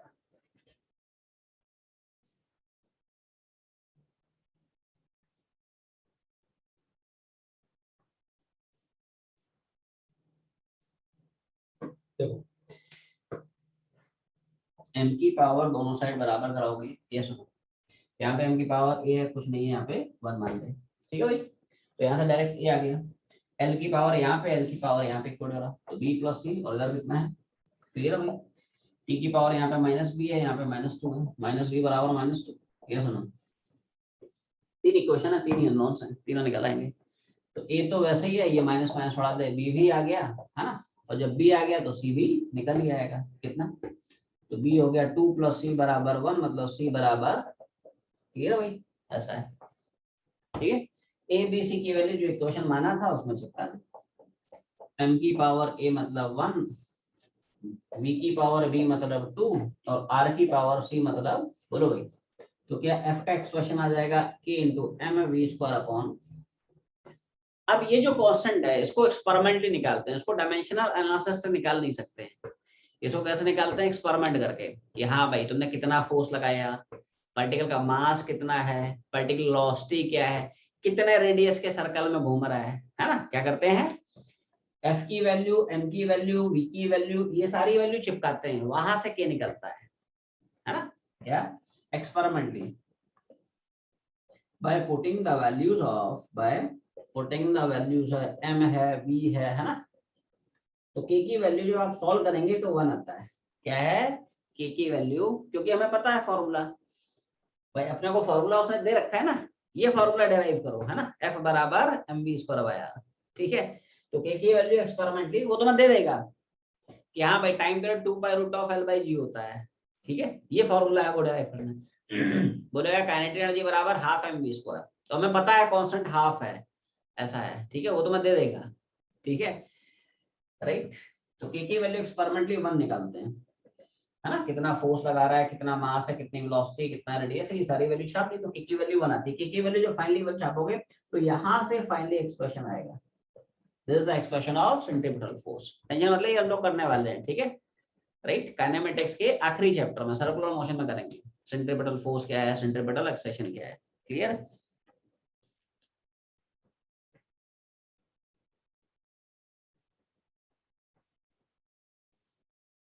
दस मिनट और, हाँ 10 मिनट और छुट्टी कर रहा हूँ। बोलो भाई बनाएंगे।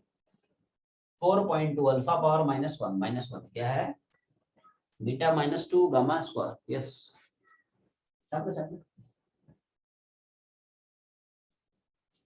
बस 10 मिनट और, हाँ छुट्टी कर रहा हूँ। 2 सवाल और, हाँ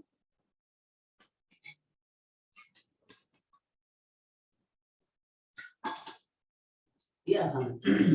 सवाल नंबर 5 हो गया, सवाल नंबर, ये सब आसान सवाल है। 6 हो गया या 7 हो गया, हाँ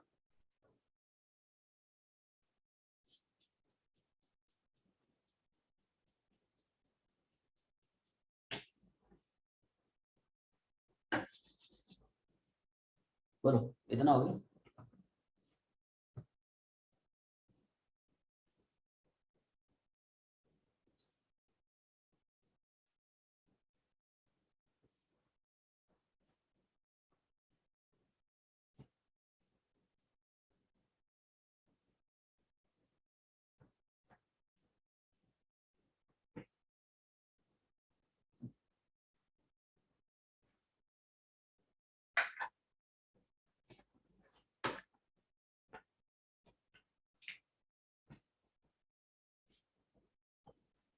क्या भाई? Calorie is a unit of heat. क्या है? It is a unit of heat energy. 1 calorie, 1 क्या भाई? कैलोरी कितनी है? 4.2 जूल्स। ठीक है भाई। Where 1 joule is 1 KG metre. ठीक है भाई, तो इसको मैं ले लेता हूँ 4.2। अच्छा, जूल का मतलब उसने दे रखा है। जूल मतलब वर्क डन का यूनिट है। वर्क डन हम लोग क्या पढ़ते हैं? ml² t-2 मतलब KG metre square upon second square. Joule है ना, जूल मतलब क्या है? वर्क डन है। वर्क डन का ही तो यूनिट होता है जूल, है ना? तो यूनिट और डायमेंशन को आपस में रिलेट कर सकते हो, कोई दिक्कत नहीं। इधर देखो, तो ये है ml² t-2। क्या है भाई? ml² t-2। क्लियर भाई? तो ये देख, केजी मीटर स्क्वायर और ये आ जाएगा नीचे सेकंड स्क्वायर, वही तो मैं दे रखा है, पढ़ लो। It is kg metre square. ठीक है ना? तो ये मान ले एम के सिस्टम में 1 कैलोरी की वैल्यू है। कोई भी फिजिकल क्वांटिटी है उसकी एम के सिस्टम में ये न्यूमेरिकल वैल्यू, ये मान ले यूनिट है। अब कोई वो डिफरेंट सिस्टम ऑफ, है ना, देखो फर्स्ट सिस्टम वही वाला, वैसे ही वाला सवाल, n2 बराबर n1 इनटू उसी फंडे पर बेस्ड है ना। तो देखो फर्स्ट सिस्टम में मास हो गया, है ना, लेंथ हो गया, और ठीक है भाई। अब देखो उसने एक नया सिस्टम बनाया जिसमें मास की यूनिट ऑफ अल्फा केजी। ठीक है भाई। लेंथ की यूनिट मान ले बीटा मीटर। ठीक है। समय का यूनिट मान ले गामा। अरे भाई, तो इस सिस्टम में कैलोरी की वैल्यू नहीं निकाल सकते हो? निकल आएगी। ठीक है, तो डायरेक्टली फॉर्मूला चिपकाते, है ना, n2 बराबर, देखो अच्छा ध्यान रखें, कैलोरी या जूल। देखो दुनिया में जितने भी तरह के वर्कडन्स हैं, जितनी भी तरह की एनर्जीज हैं, हाँ हाँ हाँ हाँ हाँ, जितने भी तरह के वर्कडन्स हैं, जितने भी तरह के हीट्स हैं, जितने भी तरह की एनर्जीज हैं, सबके यूनिट बराबर, सबके डायमेंशन बराबर। ठीक है, ऐसा है। तो डायमेंशन क्या होगा? It is ml² t-2। हम लोग अभी देख चुके हैं वर्कडन का डायमेंशन क्या होता है। वर्कडन का, एनर्जी का, कोई भी बोले, वर्कडन, एनर्जी या हीट बोले, सबका साथ यूनिट बराबर, डायमेंशन बराबर। क्या होता है? ml² t-2। क्या होता है भाई? ml² t-2। ऐसा है। क्लियर? क्या बताए? तो क्या होगा भाई?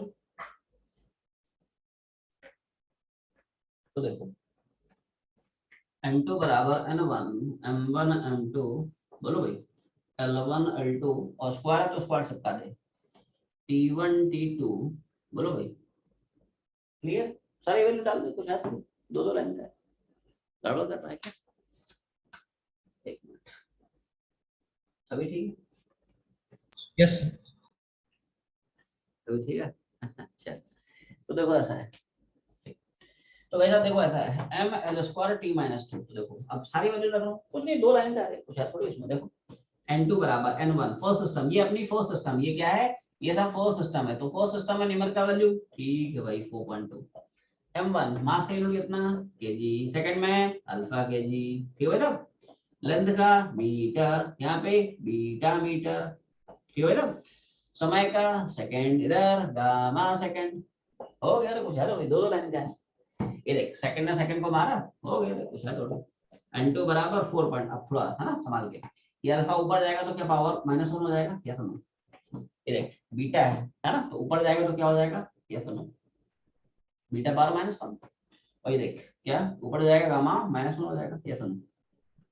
क्लियर है भाई, माइनस है ये क्या है, गड़बड़ नहीं है ना, माइनस है ना भाई, ये वाला प्लस है, ये वाला माइनस है। तो अब देखो इनटू बराबर आएगा 4.2 अल्फा -1 बीटा। देखो ये मल्टीप्लाई पावर मल्टीप्लाई हो गए है ना, ये देखो पावर पावर मल्टीप्लाई हो गए, ऐसा है। तो अगर 1 कैलोरी की वैल्यू एम के सिस्टम में आप रख रहे हैं 4.2, मतलब देख इसका मतलब ये हुआ है, इसका मतलब क्या हुआ, इसका मतलब ये हुआ कि अगर आप बोलते हैं 1 कैलोरी, भाई क्वांटिटी का जो मेजरमेंट है वो तो फिक्स रहेगा, जिस मर्जी सिस्टम में देखें। अगर आप हाँ यूनिट चेंज करते हैं तो उसकी न्यूमेरिकल वैल्यू चेंज हो जाएगी, बट मेजरमेंट तो फिक्स रहेगा, है ना। तो 1 कैलोरी तो 1 कैलोरी रहेगा। सो 1 कैलोरी की वैल्यू, इसका मतलब ये है 1 कैलोरी की वैल्यू एसआई सिस्टम में अगर आप लिखते हो 4.2 केजी मीटर स्क्वायर, है ना, तो 1 कैलोरी की ही वैल्यू इस डिफरेंट सिस्टम ऑफ यूनिट में, इस डिफरेंट सिस्टम ऑफ यूनिट में कितनी होगी बोलो, 4.2 अल्फा -1 बीटा, ऐसा है ना। कितना होगा भाई, ऐसा है, ये मतलब है। क्लियर है, शाबाश, वही पूछ रहा।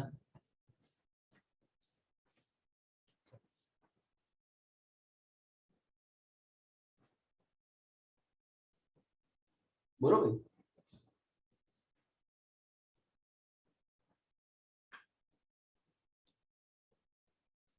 बस 5 मिनट है ना, 5 मिनट बस, है ना, छुट्टी कर रहा हूँ। बोलो भाई।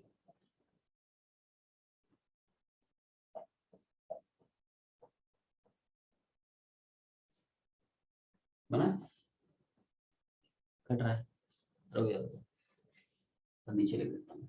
क्या है भाई, m-1 L0, है ना, m-1 L0 अभी दिखा t स्क्वायर, और ये वाला तो सिर्फ L स्क्वायर, क्या है भाई, m0 अभी दिखा, m0 L स्क्वायर एंड छाप लो, बस 5 मिनट है ना, छुट्टी कर रहा हूँ। आखिरी सवाल,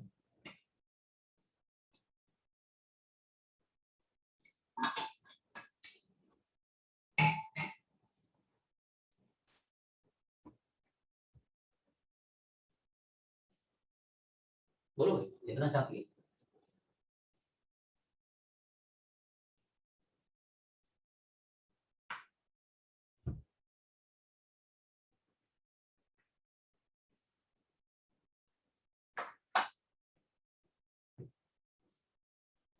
क्लियर है भाई, आगे बढ़ा जाए, अब देखते हैं।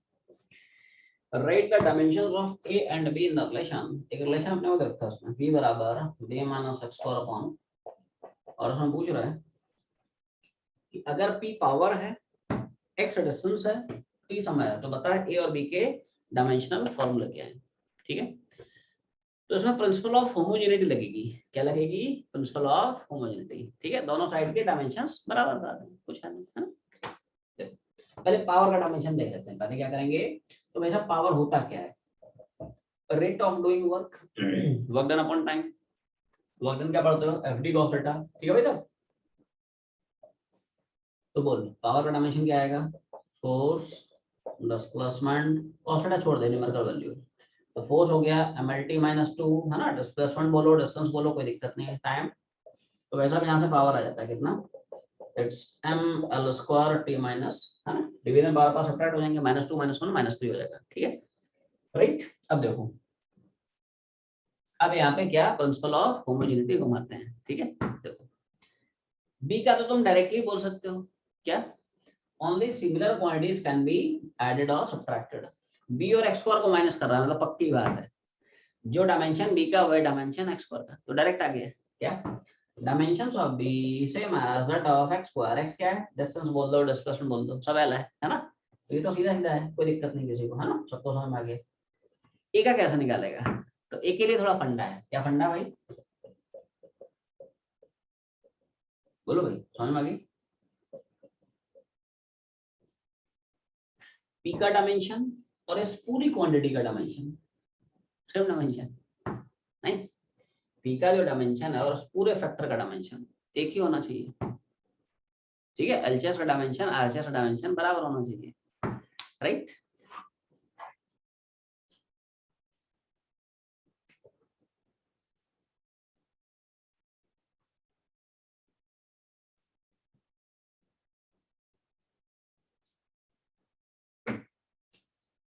तो अब देखो, अब इनकी वैल्यूज रख रहा हूँ, क्या इनकी क्या क्या वैल्यूज है। देखो पी का डायमेंशन हम लोग निकाल चुके, कितना वो पी का डायमेंशन आ गया एम एल स्क्वायर, है ना, क्या भाई M L square T minus three. नीचे ठीक है, नीचे ए का डायमेंशन हो गया है ना, टाइम मतलब टी हो गया, क्या है भाई टाइम की वैल्यू टी हो गई।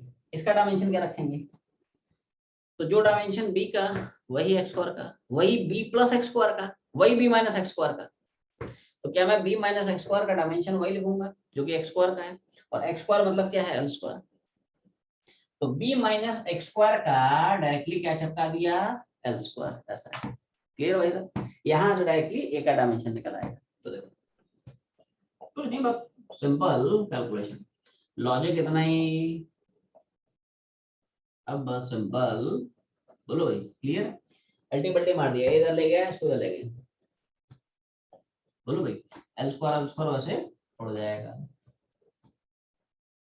क्यों भाई एम टी माइनस टू, ये सब मल्टीप्लीकेशन पार पार जोड़ जाएंगे ना, वन माइनस टी मतलब माइनस टू, क्लियर, ऊपर चला जाएगा। तो ए का डायमेंशन क्या जाएगा बोल एम माइनस वन, ठीक है भाई साहब, क्या हो जाएगा एम माइनस वन, और एल नहीं है तो चाहो तो जीरो छाप दो, चाहो तो जीरो छाप दो, समझ आया ना, कुछ नहीं तो जीरो छाप दो, ये समझ M minus one T plus two, और एल में कुछ नहीं तो जीरो छाप दो, क्लियर है भाई, M minus one L zero T square.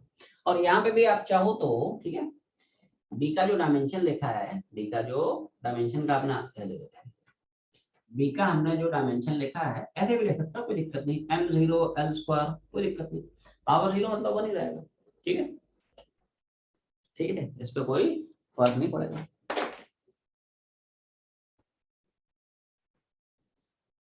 Complete कर लो बताओ, कंप्लीट कर लो बताओ।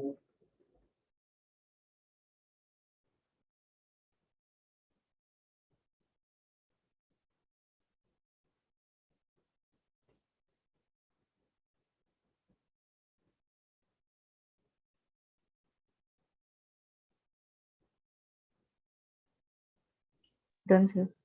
Done sir. बोलो भाई कितना चाहते हो, चलो अच्छा।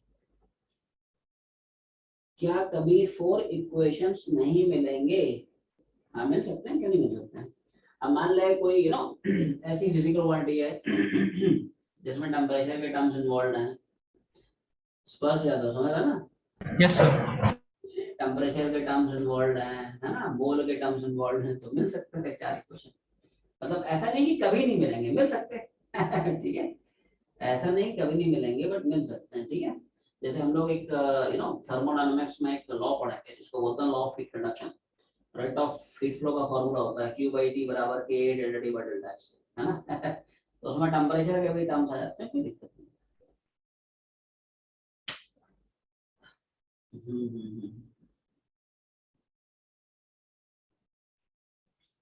इसको शॉर्ट मेथड से भी, हाँ उससे भी बना सकता है, शॉर्ट वाले अप्रोच से भी बना सकता है, बट ये भी कोई बहुत लंबा चौड़ा मेथड नहीं था, है ना, दो ही तीन लाइन का पूरा मेथड है ना, बाकी उससे भी बना सकता है, कोई दिक्कत नहीं, ठीक है भाई साहब। Yes, sir. चलो अच्छा, तो अब जितने सवाल बचे हुए हैं तुम लोग अच्छे से उनको अटेम्प्ट करके आओ नेक्स्ट क्लास में ठीक है, कंप्लीट करते हैं उसको, और उसके बाद हम लोग मोशन वनडी को वापस से रिज्यूम करेंगे, ठीक है। बाकी जिन लोगों के डाउट्स हैं, ठीक है, टेस्ट पेपर में कौन कौन से सवाल नहीं बने फोटो खींच के भेजें, या कुछ सेपरेट डाउट्स हैं, अलग से डाउट है तो फोटो खींच के भेजें, आज डाउट क्लास अरेंज करते हैं, ठीक है भाई। तो आज की यही यहीं पे वाइंड अप करते हैं। Shivratri Shivratri. Good night everyone. Thank you sir. Thank you sir. Sir bye sir. Shivratri Shivratri. Thank you sir. Good night good night.